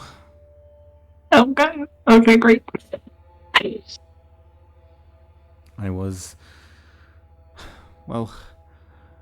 The visions I have seen told me that you and your friends would be instrumental in deciding what is to happen today. The former slaves here, they plan to burn down the tree and then directly attack the Deer's monastery and kill everyone there. In their minds, that is justice, and I will not perhaps quibble with their definition of justice, but I would rather that more lives not be lost. Anghel definitely agrees. Do you think your friends are trustworthy? Well, Anghel kind of makes a side eye, I guess. I think this session will kind of end like the last one, with Illona being the deciding factor. I mean, Illona was also for burning the tree. Like, I don't know. Yeah, but more like casually so. Muninn is very motivated in one way, Right, and Anghel 'cause is he- motivated in Mhm. another way. Yeah.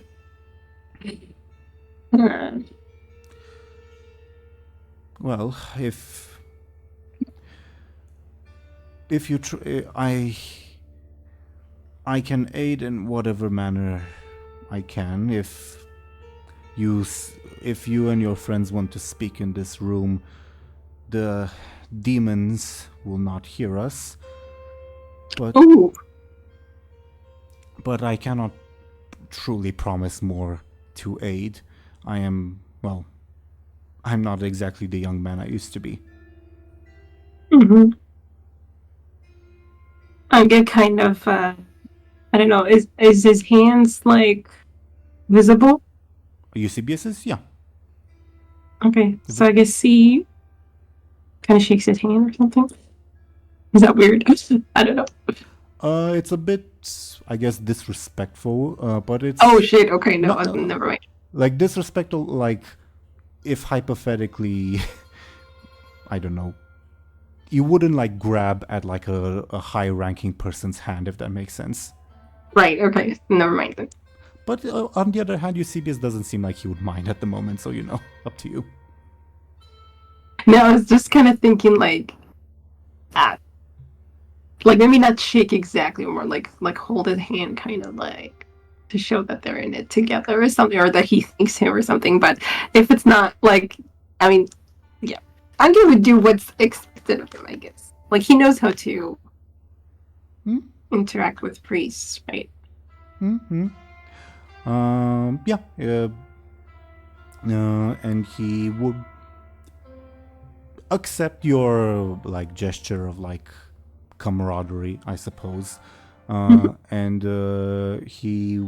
Eusebius would add, I do not seek to re-establish this monastery and to re-enslave these people, to be clear. But at the moment, I do not see how this situation can end without bloodshed one way or the other. And I truly hope that you and your friends can come up with a amicable solution. Okay. Damn it. The problem is that it's not really about killing or not, Eusebius kind of means, like, either the villagers go on a murder spree or, like, the authorities come in and murder the villagers, Yeah, I get that. But, like, I mean, Muninn, for instance, wants to help because of Acacius, not because they care, I think. Actually, I'm sorry. I don't know, maybe I'm wrong.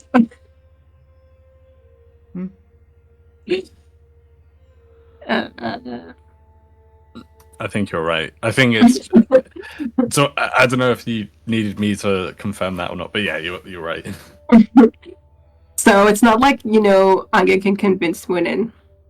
It's also like Acacius very directly said to Muninn, Eusebius has to die. Right. Yeah. Either way, Eusebius would say, well, whatever happens today, I will pray for your success in rescuing your sister. Anghel doesn't do that. But he appreciates it. Come closer, if you will. Let me put my hand on your forehead, and I may show you something. Ooh, okay. Anghel does that. So, I wish Ashen were here, but this is, I suppose, the first ever Legacy of the Rimlen cinematic, so to say. Oh! Just for a little bit of context, it's related to the fact that you guys want to get the prince's help, and you will likely meet the prince at the wedding. Does that make sense? Right. Yeah. Right. Oh, I think that makes sense. Okay. So while I do I'm that, scared. while I do that, let me pause the background music because that will interfere in things. Oh my god, this is cool. I'm really excited. Should we both watch it at the same time, Show&Tell? Or Yeah. Okay. Should we Okay. do a 3, 2, 1? Go for it. Okay. 3, 2, 1, go!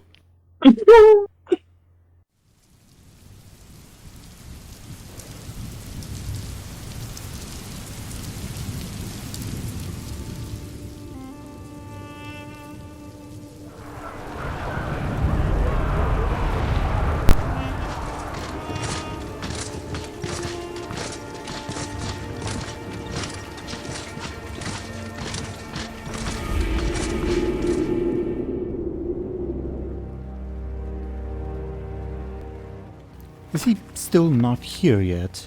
What is His Excellency doing anyway, Illona? If you must know, there was a particularly stubborn prisoner. His Excellency was encouraging him to be forthwith. Did this prisoner hold particularly important information? Probably not.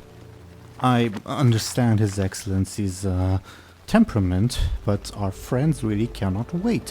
They're waiting for us to relay the Caramel Army's weak point before the defenses are breached. We should... Sorry to keep you waiting, Muninn, Illona, and... The fuck are you doing here? Apologies, dear cousin.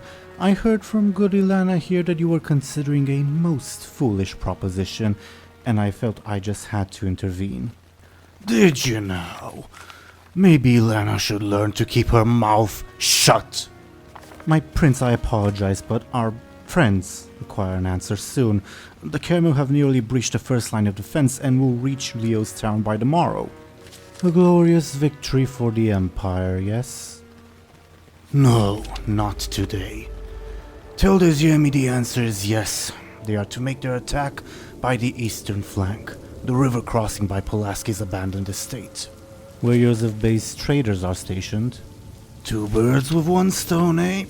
We prevent the Caramels from winning too much in this war, and we shift the blame for this defeat to some treacherous Ziemi. We get to keep our pristine image of faithful subjects to the Caramels, and we stay friends with the Ziemi. The Ziemi will still have to break through. Joseph Bay won't. Joseph Bay is an idiot. He won't be able to hold them. He busies himself with plundering the home of his former political enemy instead of guarding the approach by the forest like he was told. Now go, Muninn. Yes, Your Excellency.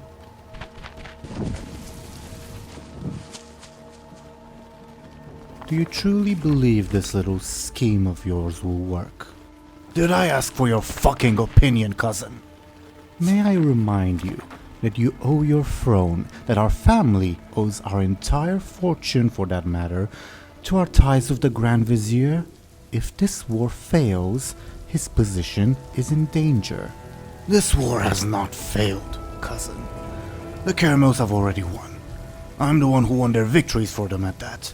The Grand Vizier is just biting off more than they can chew, and will position our troops in just the right spot to prevent a complete disaster.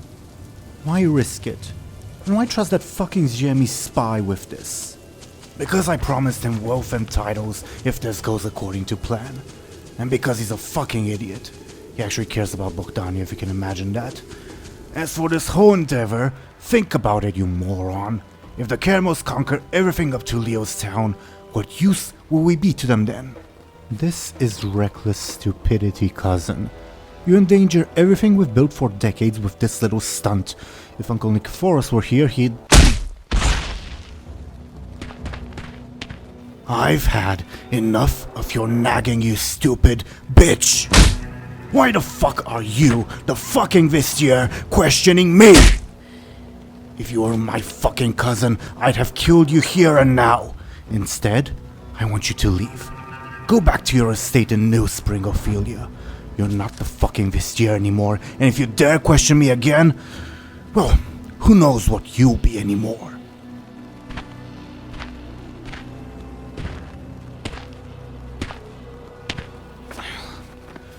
For all our sakes, I dearly hope your scheme works, cousin.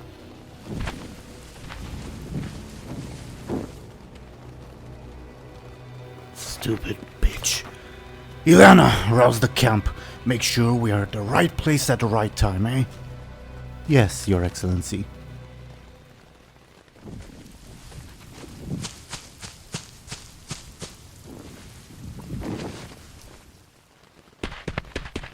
Wake up. Ah, Illona, come to. No time. Do you still have that friend in the Caramel army? Ertuğrul Gazi? Yeah, he's working directly under Yegan Pasha. Good. The prince struck a deal with the Ziemi. He's told them about the weakness on the Caramel right flank. Yosef Bey's flank? The same. Tell Ertuğrul, tell Yegan Pasha, we need to stop this. No. We should let the prince's plan go through. The war won't last much longer. I imagine this will be the impetus to peace negotiations, but I'll tell Ertuğrul afterwards. The prince plans on getting married when the war is over, right? We'll arrange a little extra audience for His Excellency's wedding.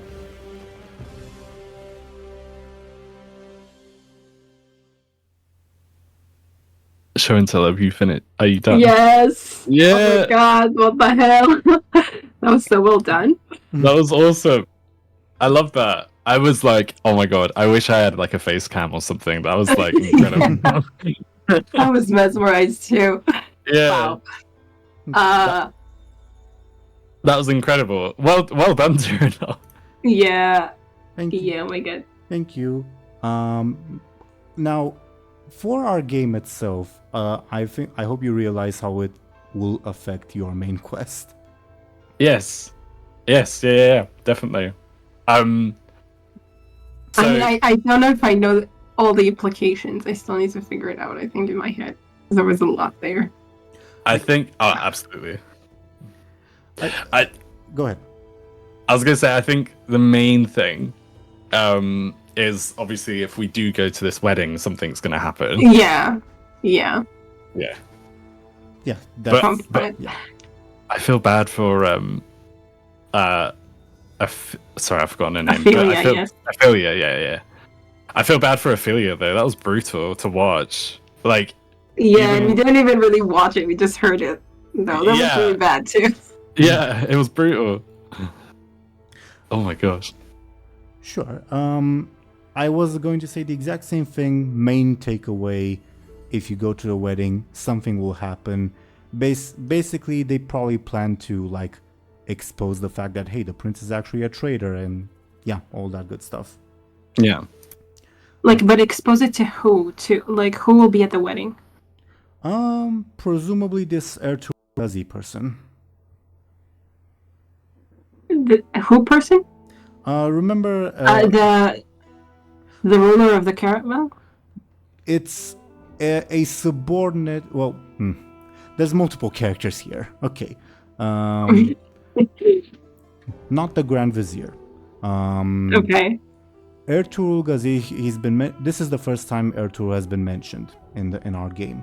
Right. She said. But his boss, Yeğen Pasha, who is not the Grand Vizier, he has appeared in our game before. If you remember when we visited Willa, I was thinking about that. Yeah, he was one of the guys with the Grand Vizier, basically the one person who seemed to be arguing with him, kind of like the Grand Vizier's rival.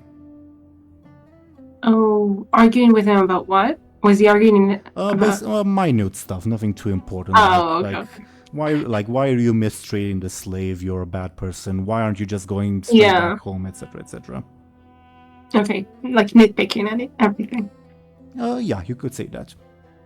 Okay. And so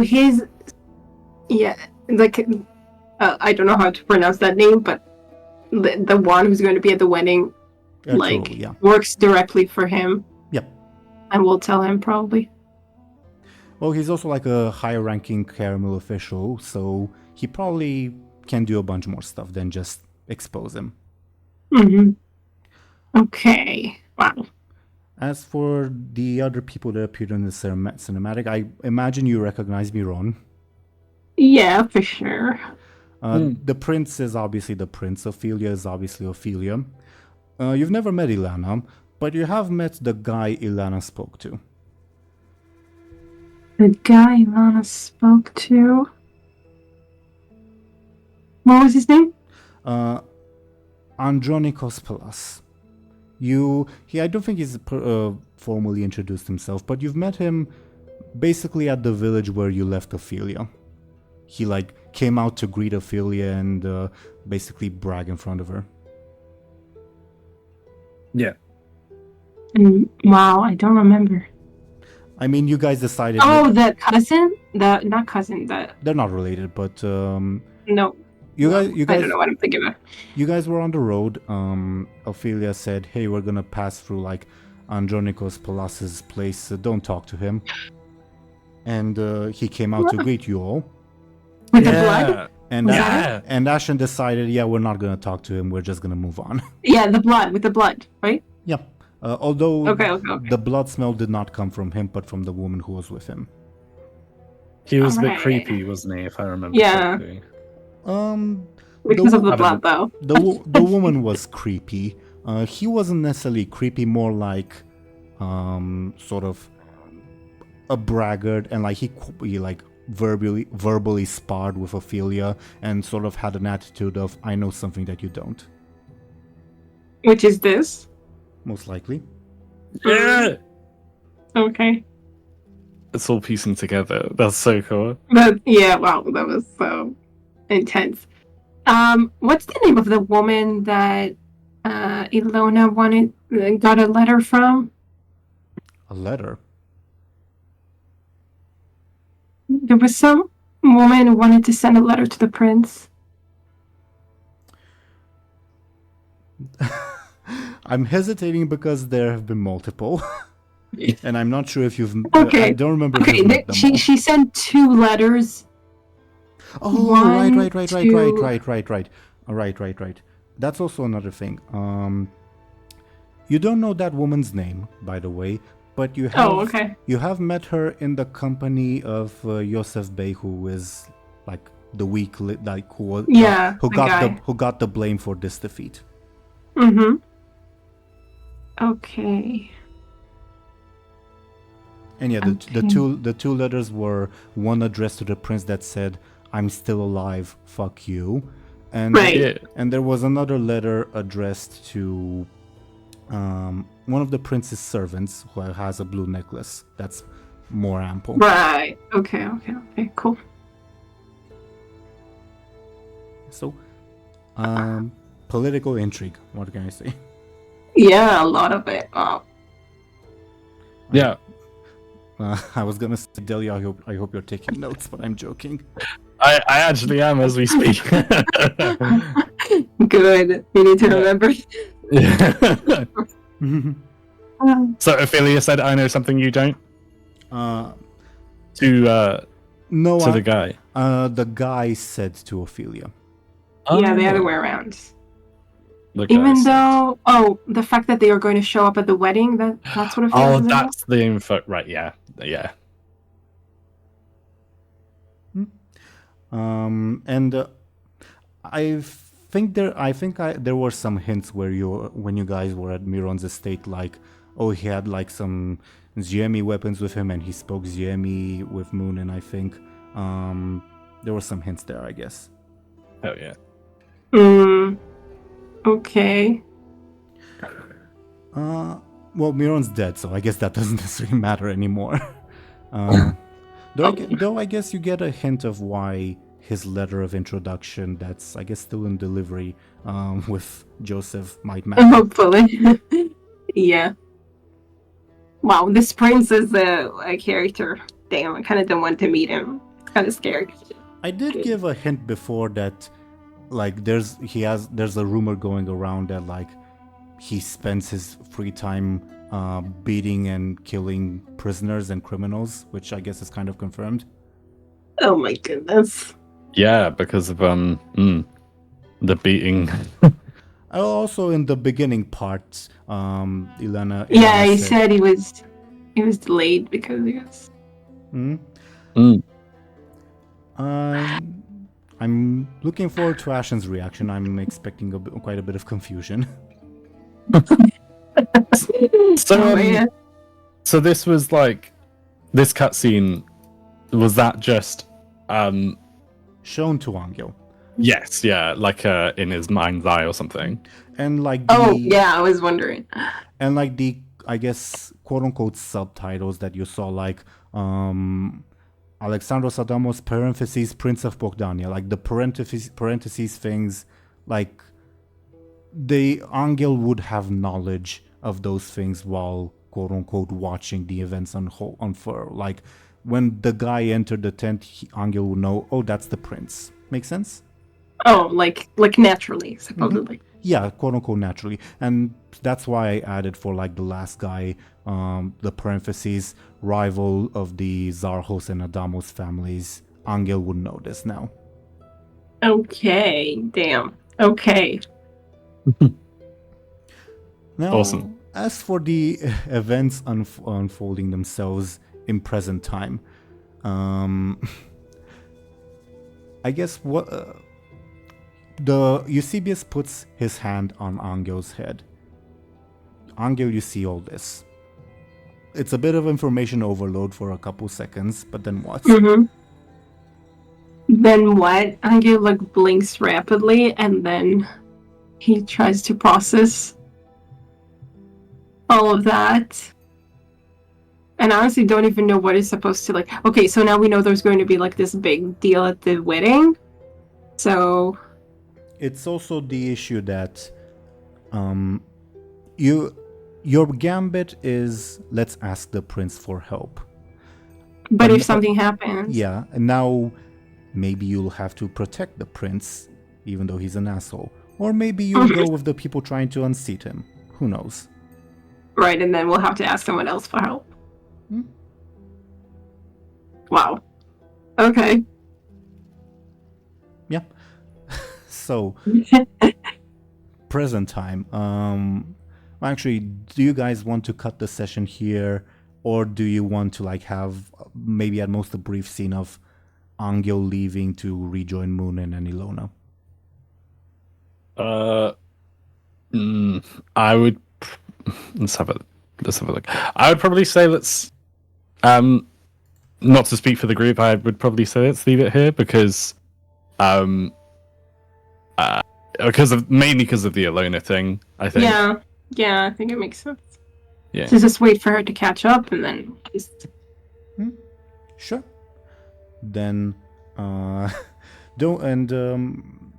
dear viewers, we are doing our best to keep Ashen in the loop. What can I say? Yeah. Plus, I think like it would be interesting to see Anghel try to lie to Ashen and Muninn both as to. Oh my god. I mean, I don't know. Show and tell, not to put words in your mouth. I don't know if you're going to try and do that. Yeah. I don't know what I'm gonna do. Yeah. I guess We it shall also see. gives you time to think, I guess. Yeah, Oh, that's God. true. But yeah. Thoughts on today's session then? Yeah. Go ahead. What an awesome like thing to come back to. Do you know what I mean? Like the first Rimlen cutscene. Like holy shit. Totally.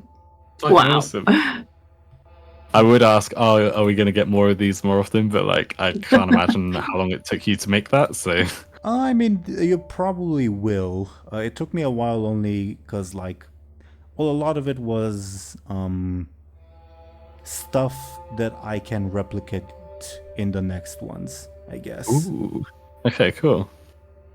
Well- though there's a lot of it that's unreplicatable, I guess. Yeah, I see what you're saying. But yeah, that was awesome. Yeah, so impressive, honestly. Yeah. It was reminiscent of like back when I made World of Warcraft Machinima in a way. Yeah. You know what? I actually got like, for some reason, I thought the same thing of like, oh yeah, I bet like your time making machinimas helped with this.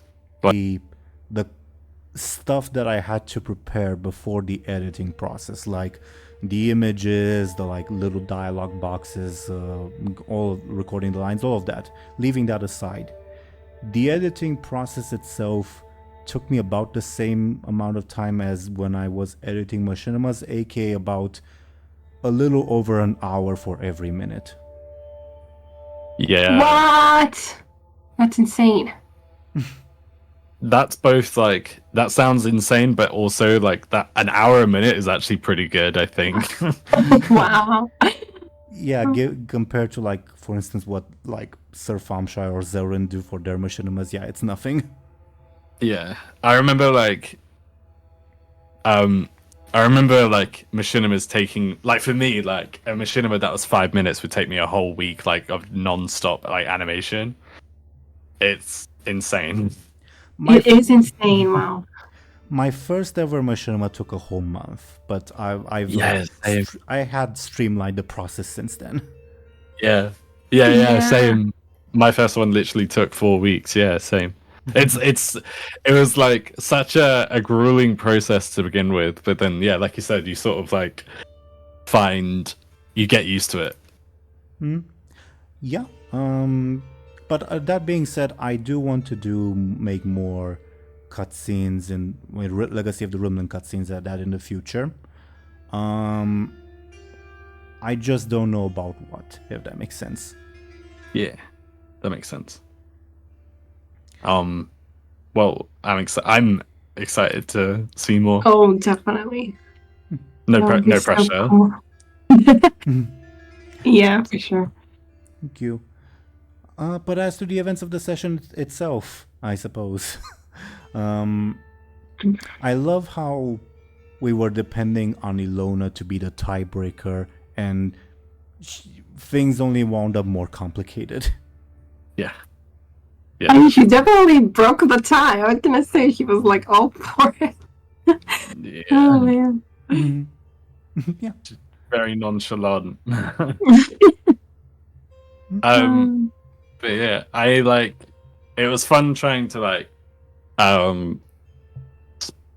it was fun trying to speak to Daniel like for the first time, because it was like, I was like trying to bait him out a little bit, like, fine, I guess if you won't talk to me, you'll talk to my friend here, sort of thing. But does Muninn not like think that Anghel might be, might lie to Muninn, you think? like, because I mean, Anghel made it pretty clear that he's not, he doesn't really agree with any of this. So, like, I wonder. Well, if Muninn considers that. It makes sense. It makes sense if they realize that, talking to Anghel would get the information out of this dude. It doesn't make sense. But does he? Do they trust Anghel? Really? To tell Muninn, it's tough because Muninn was like, "Oh, we're on a schedule, so we need to get this info as quick as possible. Let's get Anghel to talk to this guy." I think Muninn knows that Anghel might not tell Muninn the whole truth, at least initially. Oh god, Anghel's sneaky is terrible. Oh, shit. Well, again, if it's player and player stuff, first it's like you guys determine whether you leave it up to rolls or whether you just agree, yeah, Muninn picks up on that, or Muninn does not pick up on that. Like first and foremost, since it's player and player stuff, you decide. Yeah. Okay, maybe we can come up with some kind of deal. I don't know. I'll have to figure it out. Or you can leave it to the dice, of course. Yeah. Yeah. I always think that the dice is the most amicable way of doing things. Yeah, we don't have to But but then if we can think of something, then that would be pretty cool. Oh man, this is intense. Yeah, definitely.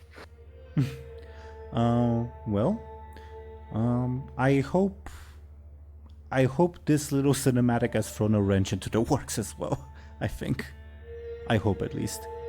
You hope Yeah, it maybe did? Anghel can like talk about that. I don't know. Distract everyone. Yeah. Uh, And then No, Muninn would okay. ask, where did you get the cinematic yeah. from? Right. Like, oh, And then I had Anghel- a dream.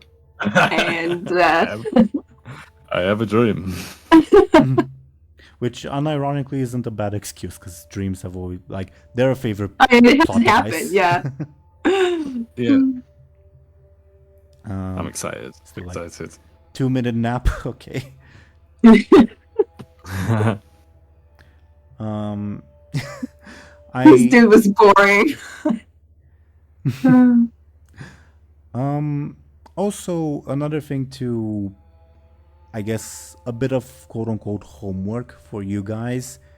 If you are not going to go down the route of either, slave uprising, kill everyone who opposes it, or the other hand of, fuck the slaves, bring back oppression.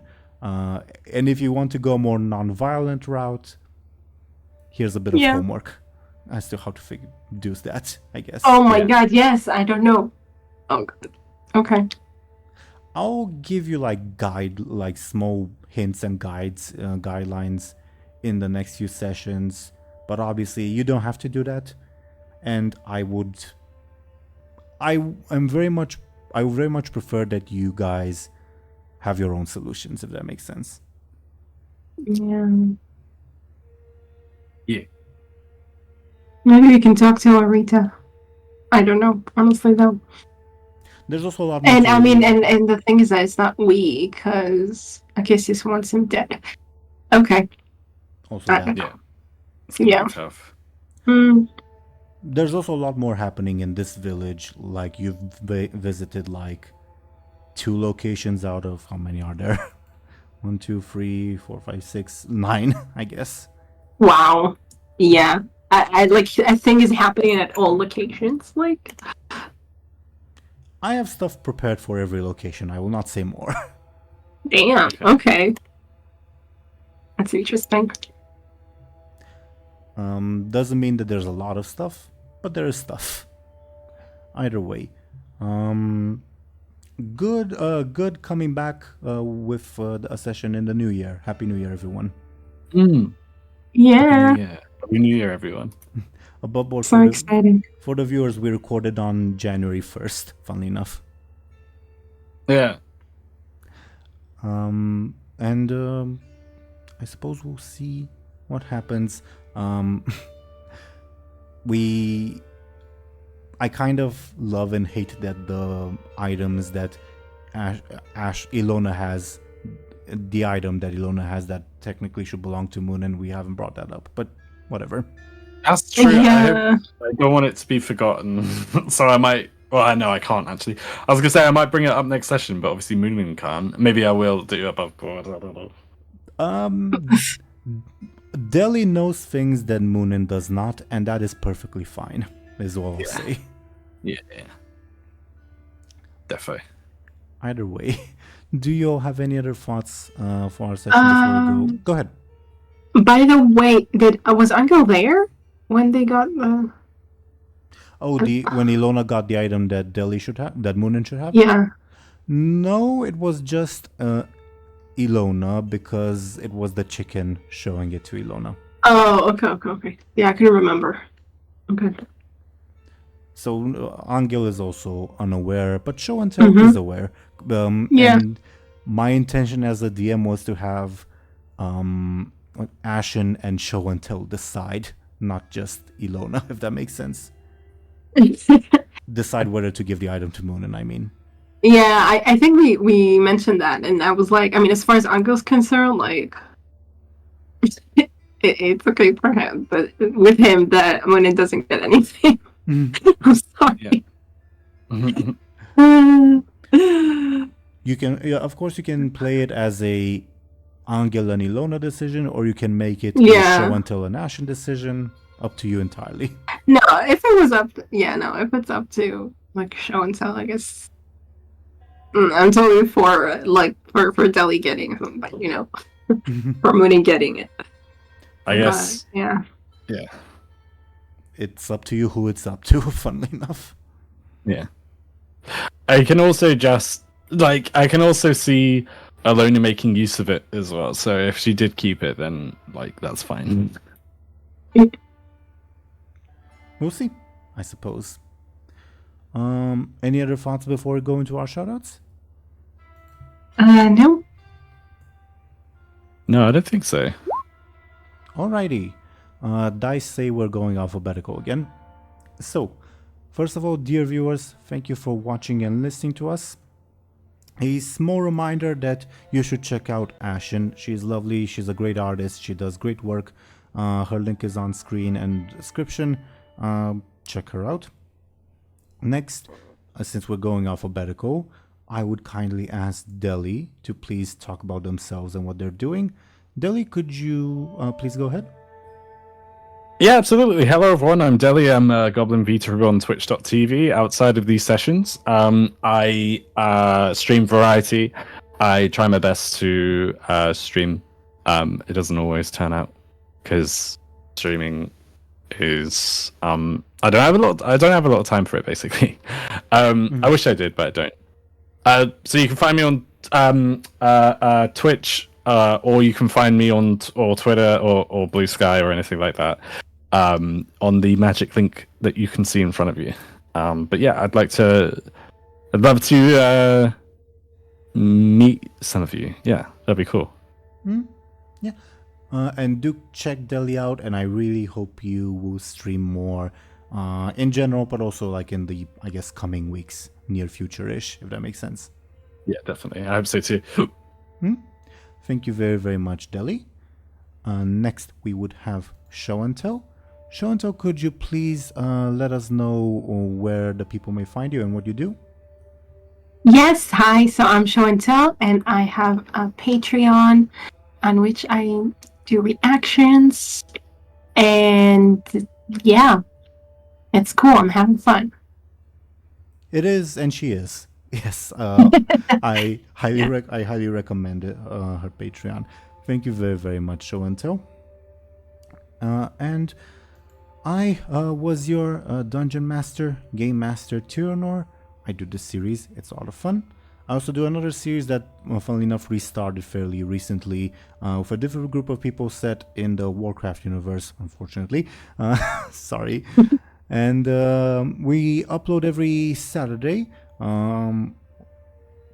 Funnily enough, the past 2 episodes that you guys will see at the time of recording, we ran on for so long that I've had to split them in 2 parts each. So technically, I have 4 episodes to watch, I guess. So there's that. Other than that, thank you once again, dear viewers, for watching and listening to us. We should be back next week, but I'll let you all know if we have to postpone an episode for whatever reason. And we'll see you when we'll see you. Goodbye, everyone. Goodbye. Goodbye.